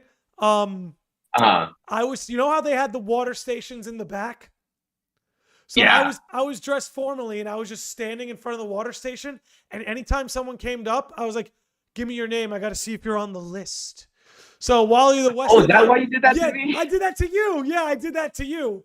Oh my God. And I was so tired. I full on just told you my actual name. And I was like, wait a minute. I was like, your name, what's going on here? Your name, sir. And then you just said your name. Like, why did I just say that? I was like, okay, you're on the list. You're on the water list. You can have water. All right. Get into what you were going to say. And Wally, drop that theory on us, bro. Yeah. Where's it at? Someone in chat made a good point. Where the heck did that go? I remember it off the top of my head. I'll try to find it as I'm saying it.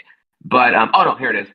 What about the KH3 secret episode ending? Doesn't Yozora wake up in the daytime after the battle. Don't want to be a theory party pooper, but that contradicts that. Not a theory Not party a pooper party at all. pooper at That's all. actually a really good point. Let's get That's a to it really and good talk point. 'Cause, about yeah, it. when he wakes up, it's daytime. Yep. Look, that's So not being a where's party that? pooper. This is why we bring in Yeah, the live that's chat. a good. Exactly.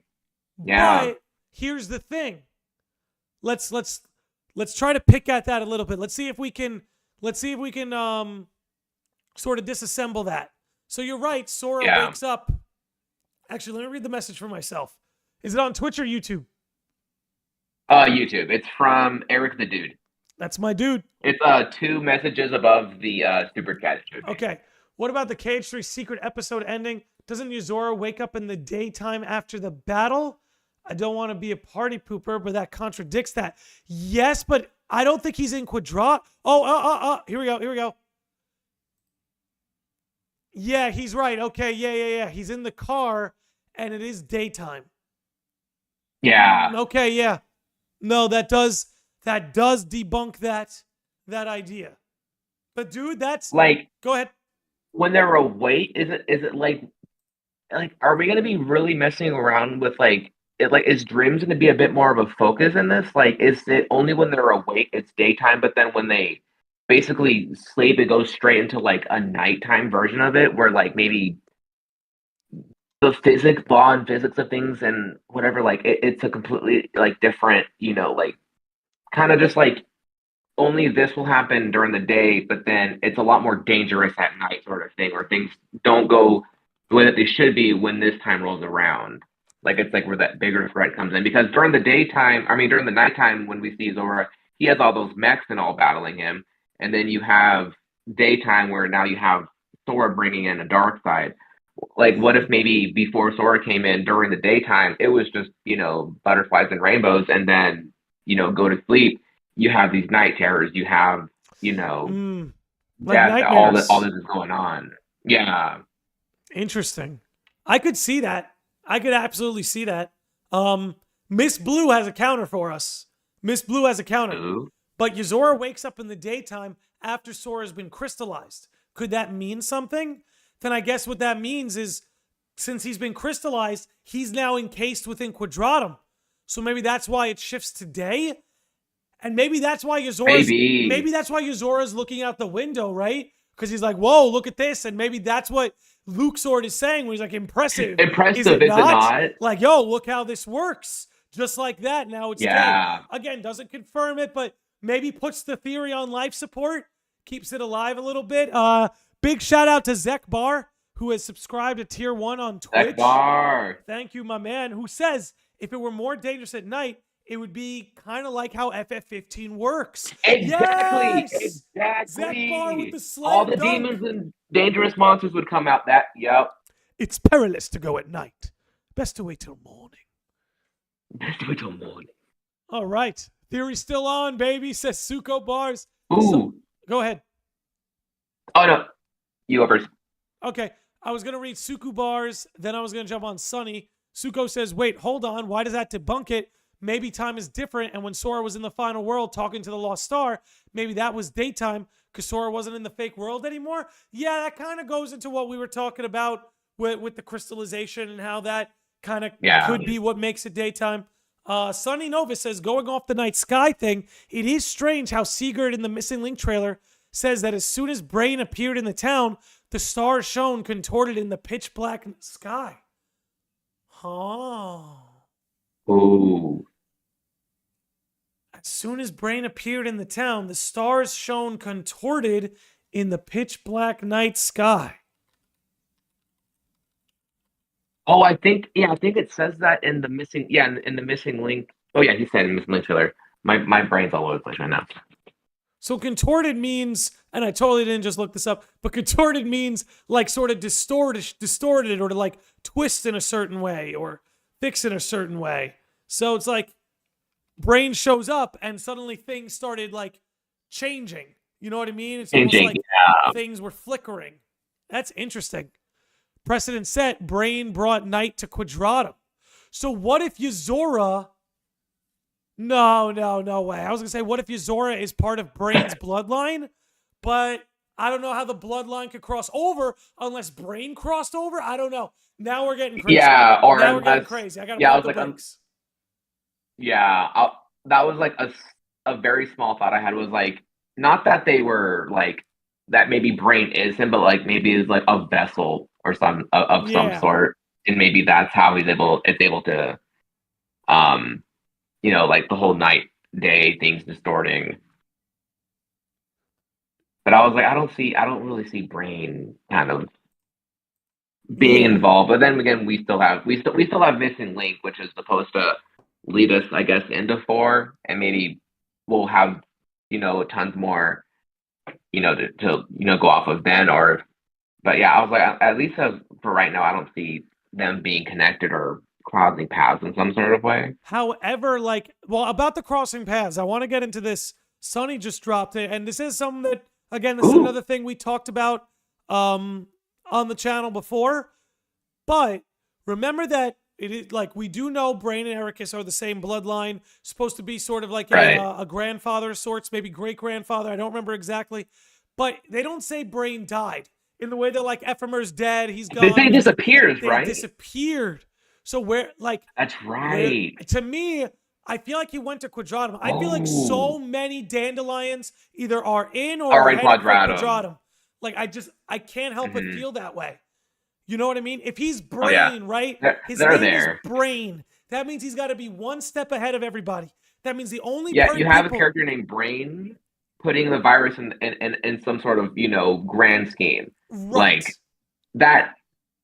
Yeah, that you don't just name a character Brain, have these traits and want to do these X, Y, and Z without him having some huge impact going forward. Like they're not just going to have him there for Missing Link and for Unicross. Like I feel like he will have like a bigger role in the future. Dude, for sure. He's gonna be the brains behind everything. Like you gotta think, like in the Kingdom Hearts world, Yen Sid he's the big man in the chair, he's calling the shots. Mark a mastery test there, you go train over there, Merlin get the time spell on Kyrie and Axel. He's sort of calling the shots from the chair. But it seems to me like that's kind of gonna be Brain's role, kind of on the other side of things. Like that kind of was his role in Union Cross. He was in the know-how. He was kind of giving the instructions. But kind of going back into sort of Brain and his namesake, it's like the only characters who should be more in the know than Brain are the Master and Lucio, because they're kind of sitting at the top of everything in a lot of ways. So again, he's going to know about Quadratum. And if he knows about Quadratum, he's going to want to head on over there. We've got a channel member message from Josh Z. Been a member for 5 months, almost half a year. Says, I'm glad I could catch this one. I had to skip the last few episodes because I haven't finished the games you were discussing. Yozora is the coolest. He's a very cool character, man. He brings he brings a much needed edge to the Kingdom Hearts series. We used to get a lot of that edge from Riku, but Riku's been softened, by his integration of light and darkness. So in a lot of ways, he's been softened compared to, say, his Kingdom Hearts 2 self. So Yozora is kind of taking that mantle of being sort of the edgier, darker character within the series, Exactly. Crazy stuff. All right. Edgardo J. Cruz says stars are usually represented as other worlds in Kingdom Hearts, as shown in the star going out in Kingdom Hearts 1. So with the night sky motif, when Sora and Yozora meet, is significant of how far they travel to meet each other. Yeah. Yeah. Because again, it's a trip across. I had to reread that a couple times. Yeah. Crazy stuff. Xylat says Brain, like the other Dandelion leaders, was meant to be a vessel for darkness. Would be interesting if he's your teammate but has to die. Ooh.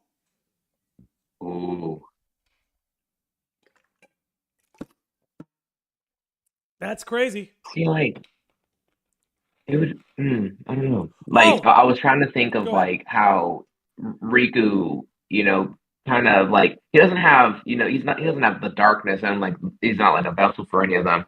But I feel like, what would have been what is a perfect example of someone that can wield, a willful darkness in them, and, still be able to, do both, use darkness, not in a bad way, because like a lot of Riku's like magic that you use when you play them, it's like dark Faraga. It's all dark, Yes. based, related magic. Um, so I'm like, I wouldn't be surprised if Brain, is on to par with that, if not, million steps ahead of it. Xylath51 says, Oh wait, go ahead. no, I was about to read the same thing you were. Okay, You then get it. you read it. You read it. Okay. Xylat says, regarding stars in the night sky, this is from Answer Report 10 in Kingdom Hearts 1. Just as people have hearts, so do worlds. The same can be said of stars in the night sky. So what do you make of that with everything going on? Yo, what? Oh, dude, what if realities themselves have a heart and Kingdom Hearts is the heart of everything? Obviously, that is what it is.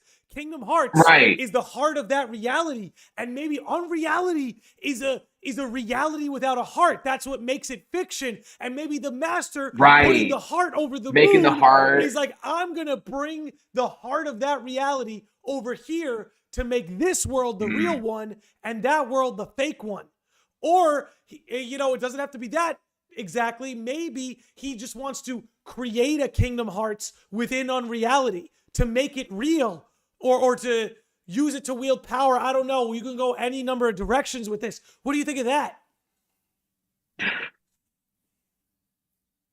you good? I'm spiraling right now, because I don't know if you remember, but I remember telling you about my theory with him merging Kingdom Hearts with Unreality, and that's like with the power of like the boxes. I need to flesh that out and actually get it out. Because you saying all that, I was just like, yes, it's like, I was like, oh my god, this would make so much sense now, especially because a lot of that does heavily tie within the 13 trilogy with a lot of the similar themes into Kingdom Hearts with where that's going. Yeah, because again, Unreality is a world lot without of that light is or very darkness. And that's why Unreality would be a world without light or dark, because it doesn't have like a Kingdom Hearts. There's no like heart of that universe. Oh, interesting. Interesting. Ooh. When worlds merge. Okay. Knoxville Gal says, there you go, Landy, you solved it. Maybe it's just the tip of the iceberg. Maybe it's just the tip of the iceberg. But I don't know, man. I can't help but feel like something like that is going on. You know what I mean? Because what makes one world real and one world fiction? And I think Nomura may have said in an interview that to the people in the world of fiction, the Kingdom Hearts world is fiction. So maybe that's just a matter of perspective, but maybe there is like a method to the madness. Maybe one world has a Kingdom Hearts at its center and another world is lacking such a thing,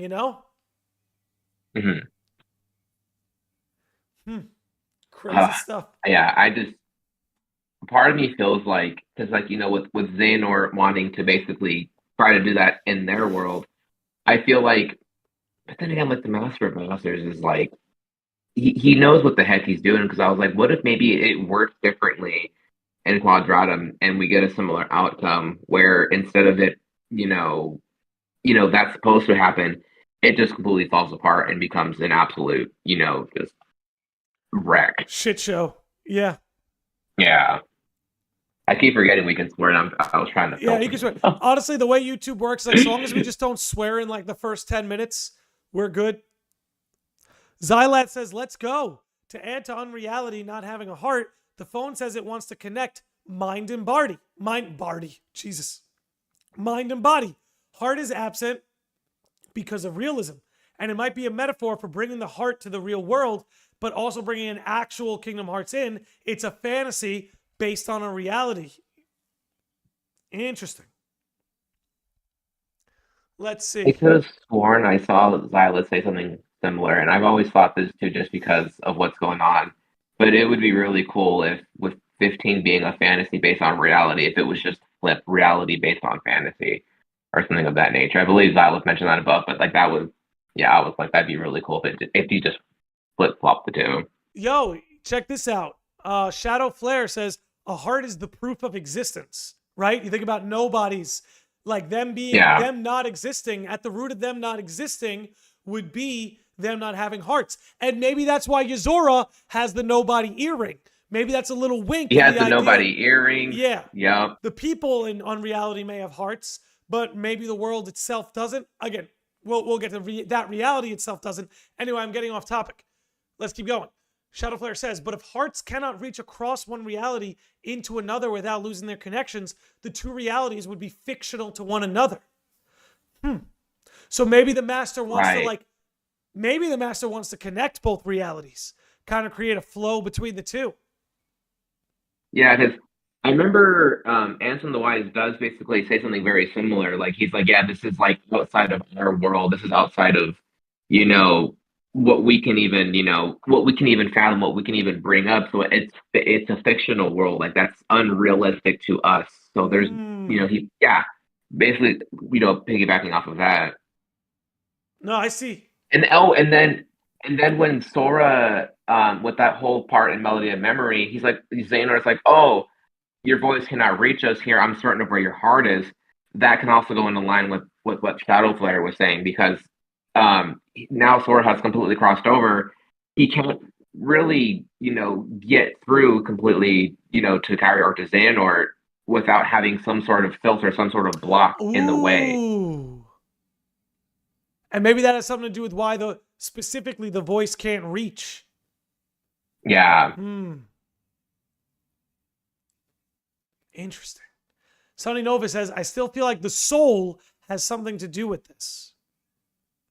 Yeah, because it seems like that's the last plane of existence we haven't touched, right? We have the heart, we have the body, we have the mind, but we haven't really touched the soul yet. Maybe that's where we're headed, right? Because maybe Yozora is this character who, like, maybe he's a character they can sort of work on that with. I don't know. But you may be right, Sonny. That might be maybe the next plane of existence that gets challenged. What's up, Josh? And that would be a perfect opportunity. That would be, no, I was gonna say, like, that'd be a perfect opportunity to literally bring in Soul to Kingdom Hearts. I don't know if you or anyone has seen Soul, but I was like, oh, this would work very, very well. Yeah. Yeah, there you go. I feel like that'd be a missed opportunity. Yeah, I mean, that's a great example, like Coco, of picking a Disney world that sort of follows the theme that maybe the games are approaching. Yeah. Oh, check this out. Miss Blue's crushing it. Says, mind. That's what I was reading right now. Yeah. Mind, brain, heart, Sora, body, Yozora, soul, master of masters. And then you consider Sonny Novus's theory, right? That maybe the master of masters' name could be Soul, which is in more reference to the sun, but the sun is sort of this all-encompassing light. You know what I mean? It's this light of the world. You know, Kingdom Hearts likes to play with moons more than they do suns, but maybe this is what the master could represent upon coming to us. Again, who knows? Could all be compatible. Hey, yo, Umbra is here. Umbra! Future Ninja Heather. Heather, hello. That kind of like made me think of kind of just like how, like, leading up to Xehanort, how we had I forget what it is, like what Ansem was and then what Xemnas was, and you fought like the embodiment or whatever, like basically you fought his two halves of him leading up to the full embodiment of him. And going off of Miss Blue, like, that reminds me of that, because then you have the mind, the heart, the body, and then the soul being. I hate to interrupt. No, Andy that was where I was fire. Andy 123 dropped the fire. Xemnas did say to Shion, "We need his heart in order to make the key. We do not need his soul." So it has been dropped. The idea has been dropped. That could have been a breadcrumb. And when that's why we open it up. Recall Xemnas is the nobody of Apprentice Ansem, right? Of that Terranord. He's that nobody. So he's the nobody of the guy who knew about unreality, right? Yep. You got to consider that. Dude, yeah, the whole, guys, you guys, look, definitely, all of you who are talking about the whole soul and sun connection, definitely check out Sonny Novus. He does a whole video on this. Him and I did a podcast where we talked about this a little bit. And here's one of his clues. if you guys go to the Remind cutscene with Xehanort and Xigbar and Syx, and they're kind of making the plan for Kingdom Hearts 3, and this happens, this scene takes place right after the scene where young Xehanort and Master of Masters have their talk. Then the next scene, where it's Old Man Xehanort in the Keyblade Graveyard again, it ends with Xehanort looking at the sun, and he says, "May your heart be your guiding key," which is the last thing the Master of Masters said to Xehanort before walking away. Let me actually, I'm actually going to pull that up. Oh, damn. Again, Sonny Novus, baby. Sonny Novus, he's been cooking, so make sure you guys are following him. Yeah. When Sonny cooks, when Sonny you cooks, get not just the full 5-course meal, but you also get appetizers. Like he Right. straight up just he makes sure that we're fed. 100%. Yep. Absolute legend. Couldn't agree more. He hits dingers. That's what I like to say. He hits dingers. I get a lot of base hits. Wait. Sonny hits dingers. Umbra says, so it seems your hearts have led you to obliteration. Perhaps it doesn't pay to be too loyal to one's heart. I'll have to be sure and remember that. Demnus from KH2. Sounds like a bit like he's referencing Mom's "May Your Heart Be Your Guiding Key" motive. Whoa, whoa, whoa. Ooh.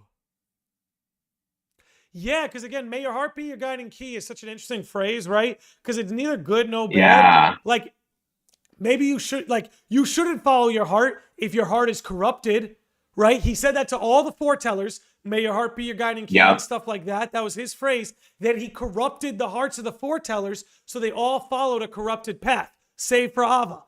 You know what I mean? Yeah. That goes right with what Umbra's saying. All right, I'm going to pull this scene up right here. It's at 6:15. Okay. Very quick. Very quick. Here we go. You guys ready for this? Boom. Of course, I started at the point after he said it. So let's back this up. Right here, guys.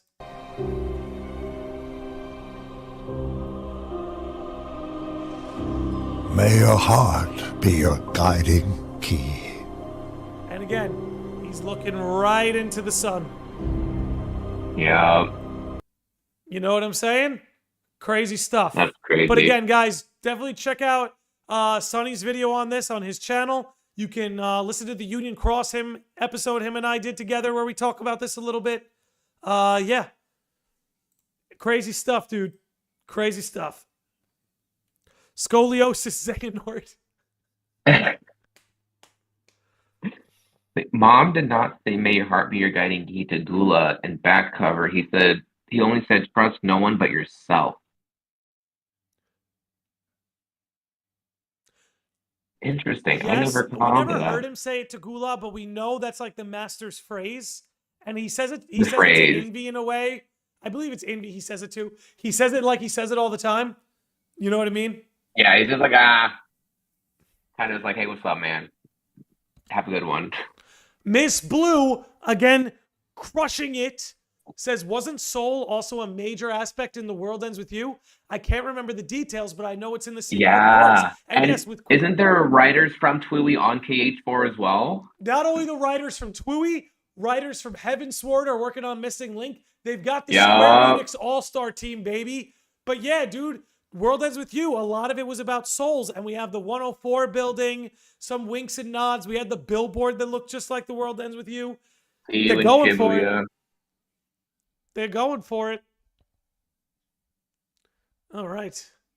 Shadowflutter says, here's an interesting thing. Almost nobody in the Keyblade War died, yet their light and darkness were both harvested for the Keyblade. Souls, life, were not harvested, only the light darkness of the heart. Kind of gives into what Xemnas was saying about we do not need his heart, just need his soul. Just need a Vice soul. versa, yeah. All right. And that can work completely differently in Quadratum with, your soul being taken from you. You're not, yourself. Your body's been Yep. taken. All right. Tiger Weirdo's going there. He's going there. What do you guys reckon are the chances of getting a Missing Link trailer at Tokyo Game Show? I guess we're coming up on 2 hours, so it's almost time. Maybe we can make a little time for that. Josh, what do you expect, Tokyo Game Show? You think we get anything Kingdom Hearts? How do you feel? D23 gave us nothing. Tokyo Game Show is coming.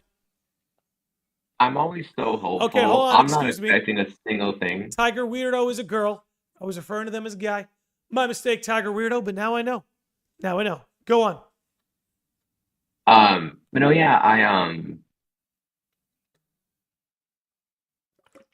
what was your question again? What are the Tokyo Game Show? Do you think we see any Kingdom Hearts? Oh, Tokyo Game Show, yeah. At this point, it's been so dang quiet where I'm just like, if we get it, we get it. We don't, we don't. I'm at this point where I'm just like, I'm in this like mindset of they're really gonna double down with Final Fantasy promotion because 16 just released this year. They just announced, the release date and everything for Rebirth. Mm-hmm. So part of me feels like we might not see it this year. I don't know if Nomura said that we like possibly would, or if it would be like, like way towards the end of the year, like we won't hear anything till the end of the year. Mm-hmm. So I feel like TGS, maybe D23 could be promising to see anything the least. But I'm in the mindset of like, if we get something, that's amazing. But I feel like because Final Fantasy is kind of like the front and focus right now, I feel like it's very less likely. Yeah, that's kind of how I'm feeling, especially like Missing Link. Like they just dropped Ever Crisis. You know what I mean? So they're going to want to make that too. Keep people focused on the FF7 brand. I think, and I said this in a recent episode too, I think you might see Kingdom Hearts FF7 work in a similar way that FF16 and FF7 did. FF16 had its whole promotional end cycle. Then at the very end of the promotional end cycle, after all the pre-orders were put in, then they showed you FF7 right before 16 came out, or right after. It was around that time. Yeah. I think the same thing happens with Kingdom Hearts 4. With FF7 coming out in February, I think at the turn of the new year is when we may get to see some Kingdom Hearts 4 Missing Link stuff. But who knows, dude? Mm-hmm. You never know. You never know. They may have something for us. I wouldn't bank on it. You know what I mean? Yeah. Yeah, especially because I don't know how accurate this is. I've seen it on Twitter quite a bit. I wish I could have saved links and stuff. I didn't know we were going to go on this topic.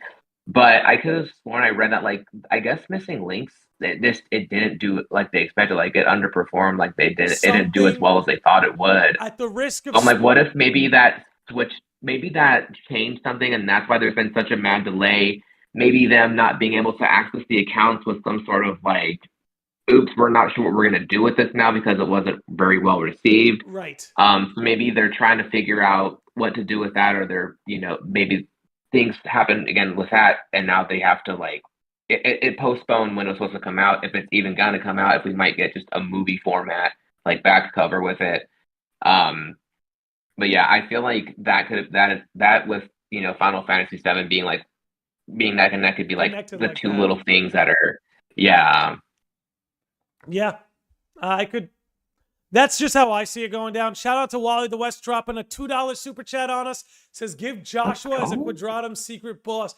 Dude, I think you were telling me that at Reconnect. I would love that. I would love that. That'd be so cool. Great. Oh, I like this. Josh Z, one of the sages, dropping fire. What if Master of Master's true plan is to make Unreality the permanent cage for darkness? It was a singular entity once, remember? Yeah, or maybe he wants to encase darkness on the reality side of things and then pull light into unreality and then kind of shut the door or something like that. Oh, yeah. You know what I mean? Or, something along those lines, because darkness is already in Quadratum. We see it. So maybe, like you're saying, maybe he actually, I think, yeah, Josh Z, you may actually be closer to it. Maybe he wants to bring darkness into Unreality, then drag all the light back into the Kingdom Hearts side of things, and then close off the channels. That could be crazy. Sony said it's interesting how you pointed out Young Xemnas' connection to Unreality. Young Zane, I said Xemnas. Seeing how he is, they're all the same people. Yeah, I was going to say, you're technically right. Seeing how seeing as how Yozora uses Magitech, high-tech magic, and the other characters that use a beam-like weapon is are Zane, Zemnis, and why am I blending on MF? Oh, I think he meant to put maybe Master Zan and Zemnis. Yeah. I'm trying to think of like who else is MF. Yeah, I think he Kingdom means. Hearts, I think but he means like, Master Zan. Master. Yeah. Yeah. maybe autocorrect.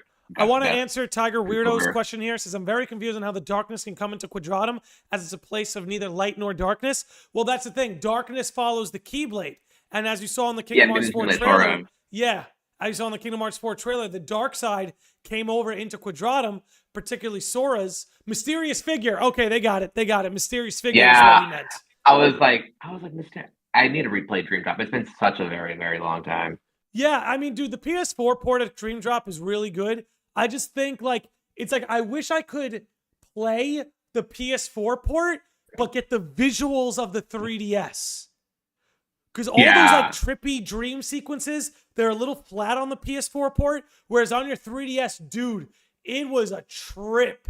Like, it popping out of your screen and, like... I love the 3DS version. That's the only one I've played so far. My brain's also farting. Mysterious Figures in KH1, not Dream Drop. I don't know where my brain went to Dream Drop from. Why are we... Then who are we mixing him up with? Who are we mixing him up with? I was mixing him up with... I forget its name. It's been a while since I played Dream Drop, but it's towards the end with Riku's part, where it's the cloak, but it's like purple with red eyes. I wonder what's that called then, if that's not Mysterious Figure. Yeah. Chat, help us out. Yeah, help us out. Maybe my brain is just mush right now. Young Xehanort. Yes, but there was a name. Do you remember what his name was for it? Yeah. I am checking like on it right now. Before. Anti-black coat. Anti-black coat. Okay. Gotcha. That's who we were mixing him up with. That's funny. We mixed him up with the same thing. That's crazy. Yeah, it kind of makes sense. Looking at the Mysterious Figure now. Okay. Yeah, I think that was the KH1 like secret boss, if I remember correctly. I wanted to kind of go on what we were saying before. Umbra, I think, put this really cool. That what if the Kingdom Hearts universe becomes a full world of light and Quadratum becomes like a full world of dark, fully separated, like fully separating the lights of pure heart, pure darkness. Ooh. That could be interesting. Kind of like what they did to Ventus, right? How Ventus got sifted apart. Oh, extracting the... What if... Oh my God, what if what Xehanort did to Ventus is what the Master of Masters is trying to do to reality itself? Sift it apart nice and neat. That would be wild. Yeah, put light here. Oh, dude. That would be absolutely wild. That is crazy. That is crazy. Oh, you got Umbra popping off now. There's a theory out there that the anti-black coat would be related to Dark Chirithy from Union Cross. Yeah, dude, Dark Chirithy is going to be huge, man. Dark Chirithy is going to be huge. The Keyblade can be forged with one heart of pure lighted. Umbra did it. Umbra says, in quotes, the Keyblade can be forged with one heart of pure light and one heart of pure darkness. If he creates two universes. Yes. Holy shit. Oh my God. If he creates one universe of pure light, one universe of pure dark, and if those universes clash, he creates like one, maybe like super crazy Keyblade to unlock the true Kingdom Hearts. Umbra. Oh my goodness. Oh my. That really gives so much just ground to Xehanort passing down the Keyblade Sora, knowing where he's going. Somebody debunk it. Somebody debunk it, please. I'm gonna spiral if y'all don't debunk this. I can barely hear it. I have no idea what's going on. So this is really funny for me. I guess just in case, I'll say it one more time. What Xehanort did to Ventus, separating a pure light and pure dark to get them to clash to forge a Keyblade. Oh, man. Imagine instead of doing it with a pure light or a pure heart like Ventus, imagine you had the Kingdom Hearts world made into pure light. the unreality made it pure dark. You get them to clash, and you make this universal Keyblade that unlocks like the true Kingdom Hearts. Shit like that. Now, Suko Bars says Master of Masters already split it. That's why Sora and Yozora exist. I don't know, because like one is technically a world of neither light nor dark, and one is a world of light and dark. It seems like he has this split, and he wants to pull one over to the other side. Interesting. Didn't Master Xehanort attempt to turn KH into darkness in 3 before Sora overwrote that doomed world line? So in a theory of Kingdom Hearts of Darkness would have fallen into unreality.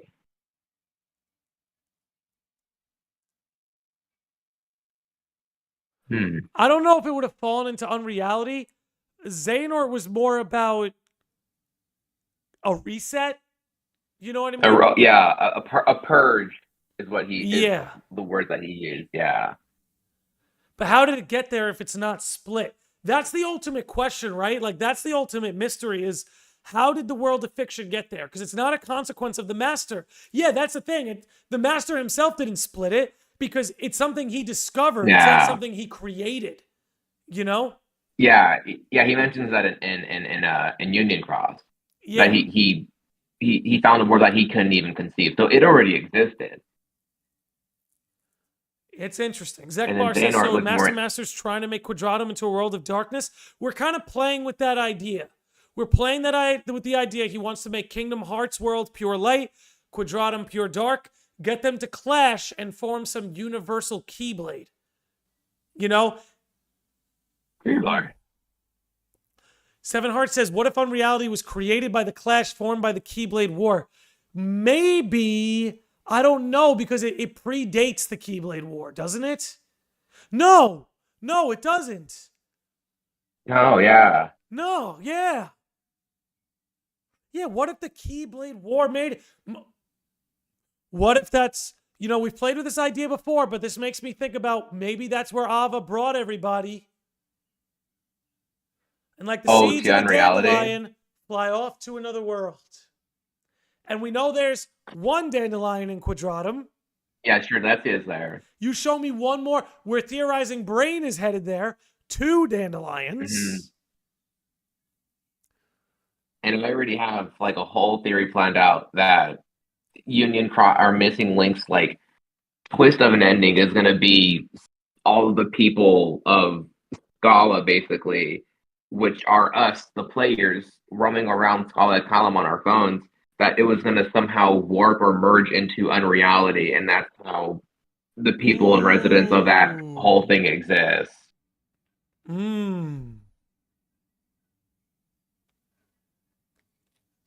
Interesting. We already saw something similar with the darknesses that were trapped in the data world and then locked on both sides. This is just bigger. Yeah. Yeah. Umbra popped off again. Uh-oh. Wait, okay, going on the wild theory earlier. Ansem calls Kingdom Hearts the heart of all worlds. So Kingdom Hearts might be the heart of the universe. So there's going to be something else. The moon being the heart of darkness, which makes sense because the moon is usually depicted as dark to contrast the sun. The sun, Kingdom Hearts, and the moon. Oh, yeah, I mean, that would again explain why the master kind of created the heart over the moon in Quadratum, might be alluding to his plan in some way. And then he said, and the sun and moon are important in alchemy symbolically. Yeah, because again, we talked you were about this a mentioning lot. that kind of coexisting. Yeah, we talked about this actually a lot in the FF16 podcast I did with Andy, where it's like the unionization of polar forces. You know, as something alchemy plays with a lot. When you look at some alchemical symbols like the caduceus and stuff like that, you have this unionization of polar forces. Makes me think that's what could be going on here. Crazy. Keep in mind, says Tiger Weirdo, Lushu sends someone which could be anyone, but I'm going with it could be Strelitzia to the lifeboat. Then we see her in Quadratum. So your prob's right in the fact that it already exists. Yeah, I definitely think Strelitzia is probably the true dandelion. Guys, I've been thinking about something that's really scaring me. Is Jiminy still with Sora? I hope not. It's a good question. I honestly, Sonny, I'm going to be really pissed if he is, just because like nobody's like, where's Jiminy? Like, you know, or at least he has Jiminy. Like, there's been no mention of that. He wasn't in the trailer. Jiminy died in a car fire. Oh God, I hope not. I think that would be over. They would have overlooked that too much. I'd be disappointed they overlooked that. No, he was with Goofy. That's right. In the credits. In the credits, he's on Goofy's reality. shoulder. Okay, we're chilling. Reality. We're chilling. Sonny, you can sleep. You can rest. Just pulls out a whole ass cricket. Yes. I love it. No 16 spoilers. I just got it for it. No 16 spoilers. We're in a Kingdom Hearts episode. Which, speaking of which, I think it may be time to wrap this up. We're over the 2-hour mark. But Josh, was there anything else you wanted to say? Or talk honestly, about? We honestly went on more than I even thought we could have. Umbra just broke my brain right now. Yeah. So now that's all I'm thinking about, because like he just hands it over to Sora so willingly. Like, he's just like, oh yeah, here you go. You know, like you're the rightful person for this. I wonder why. Right. And then that goes hand in hand with apparently with the Mer's artwork of young Xehanort being in Quadrants. He's like, all right, cool. I'm here, Sora's here. We can get this thing going. We can get this on the road. Maybe whatever the heck Xehanort's trying to do there is contradicting what the Master is doing, and maybe that's where Yozora feels he needs to step in, because maybe Xehanort on the other side is trying to, you know, completely screw things up and foil the Master's plans, and trying to do what he wanted to do but better, or at least try to, you know, maybe like we might see the Master and Xehanort butting heads. I want to. That's one of the reasons why I think that Xehanort may come back in some way, more than likely young Xehanort, because I don't think he's going to settle for being the Master's scapegoat. You know what I mean? Because that's ultimately what he was at the end of it all. Was he was just a scapegoat for the Master. He was a pawn. But I don't think he's going to settle for that. That's because I never lose. You know what I mean? Yeah. I plan for every eventuality. You know? Damn. Josh Z says Josh looks like Zachary Quinto. Do you know? Oh, is that dude from Star Trek? Yeah, he's from Star Trek. Here, I haven't seen the show, but I know exactly what he's talking about. This guy. Little bit. I definitely see it. I see it in the eyes and the eyebrows is where I'm seeing it. Yeah, I see it. That's crazy. All right. I see the chat. Yo, Nightfall, what's good, homie? I believe Ava will be a foe to the Masters. I do. Yo, Nightfall streams. Thank you for the follow. Yeah, I don't think Ava's going to accept the Master's plan, even though she admires the Master. And I think that makes her an interesting character, because I think she really, really admires the Master of Masters, but that she's going to stand against him almost like reluctantly, you know? Yeah. I could see that. Oh my God, and Addison Sanders quoting, oh my God, to bring it back to that. I got to bring it back to that for a minute. Oh, because he says that in both. We're bringing it back. Boy. We're bringing it back. I'm going to let you grab it. We're bringing it back. So, guys, we're coming back to this. If you weren't with us earlier, we talked about this theory. Keycast points it out on Twitter, I think very eloquently. Talk about that Yozora might be Xehanort's 14th life. If you're interested in that, make sure you go earlier in the episode to get the full scoop. But we're talking about how Xehanort said, you know, that's because I never lose. He says that to Ericus. I plan for every eventuality. That's because I never lose. When Yozora beats you in Kingdom Hearts 3 Limit Cut, what does he say to you, Josh? Sorry, but I don't lose. Sorry, but I don't lose. Again, I don't know. And there's the whole anagram for another coming into play there yet again. With another's. Could be something. Yo, maybe Xehanort was interested in Yozora, because think about it. Yozora steals your Keyblade, and then he can use it. He's worthy. So maybe he needed a body that was worthy or something. You know what I'm saying? You want to know what else? It was a random thing from Xehanort that just popped in my head. Birth by Sleep when he tells Tara, "You are just one of many roads that I might choose to take." Yes. That obviously failed. So now maybe this next path with Yozora or whatever is one of his many, roads that he might take. Yeah. AfroPuff96 says Xehanort wants a 14th life. 14 is considered an imaginary number. Quadrantum is considered unreality. Yozora's identity isn't what we see. Yeah. Yeah, This is what literally. we've been on. Crazy That stuff. Yozora hair looking extra silvery gray now. Yeah, you see a little bit more. Oops, wrong one. See a little bit more.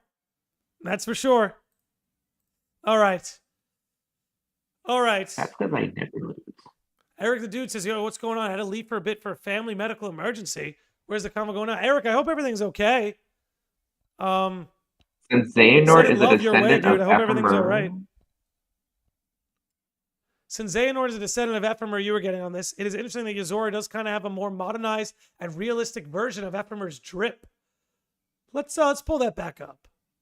Yeah, I was like, I need to refresh my brain on what Ephemer's drip looks like. Oh, no, yeah. Ephemer. Okay. That is, I'm oh, going to try and get a picture of Ephemer up on the screen. Oh, look at that. Yeah, I was like, I feel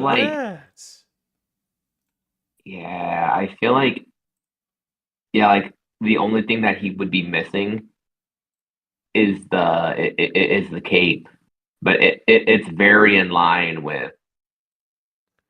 I see it. With what Sonny Novs was just saying. It's a little bit more modernized. I see it. I definitely see it. Ugh. All right. I think we could wrap it up here. Unless anything else coming to mind? No. That my brain has been completely just drained. Eric the Dude says, thanks, man. Everything's okay. Just a little scared, but thanks for caring, everyone. Okay. Glad everything's okay. On that good note, we're going to wrap it up here. Josh, dude, thanks so much for coming on, dude. You always kill it. Thanks for having me in. It's always an absolute honor being in the lodge. Yeah, dude. Appreciate it, man. You're always welcome. I'm sure we'll have you back on. Thanks for always bringing the heat. Sonny Nova says, you laid my Jiminy fears to rest. I'm blessed. That's what we're here for, man. That's what we're here for. And they get to sleep good tonight. All right, everybody who's hanging out on Twitch, hop in for the raid. We're going to raid none other than Andy Brew. He's playing some Kingdom Hearts, so we're going to give him a raid. Andy Brew. Thanks for hanging out, everybody. Another great episode. I'm going to upload the Reconnect episode tomorrow. I've gotten my hands on it, so I'm going to upload that episode tomorrow. The award speech I'm going to upload Thursday. And then this weekend I got a wedding to go to, so it's going to be quiet in the lodge. But next week, we're fun at the wedding. Yeah, another wedding, baby. Next week, we're coming at you again full force. So thanks again for hanging out, everybody. We'll see you on the next one. Follow my man, Jasheeshh. And peace out, y'all. May your hearts be your guiding key.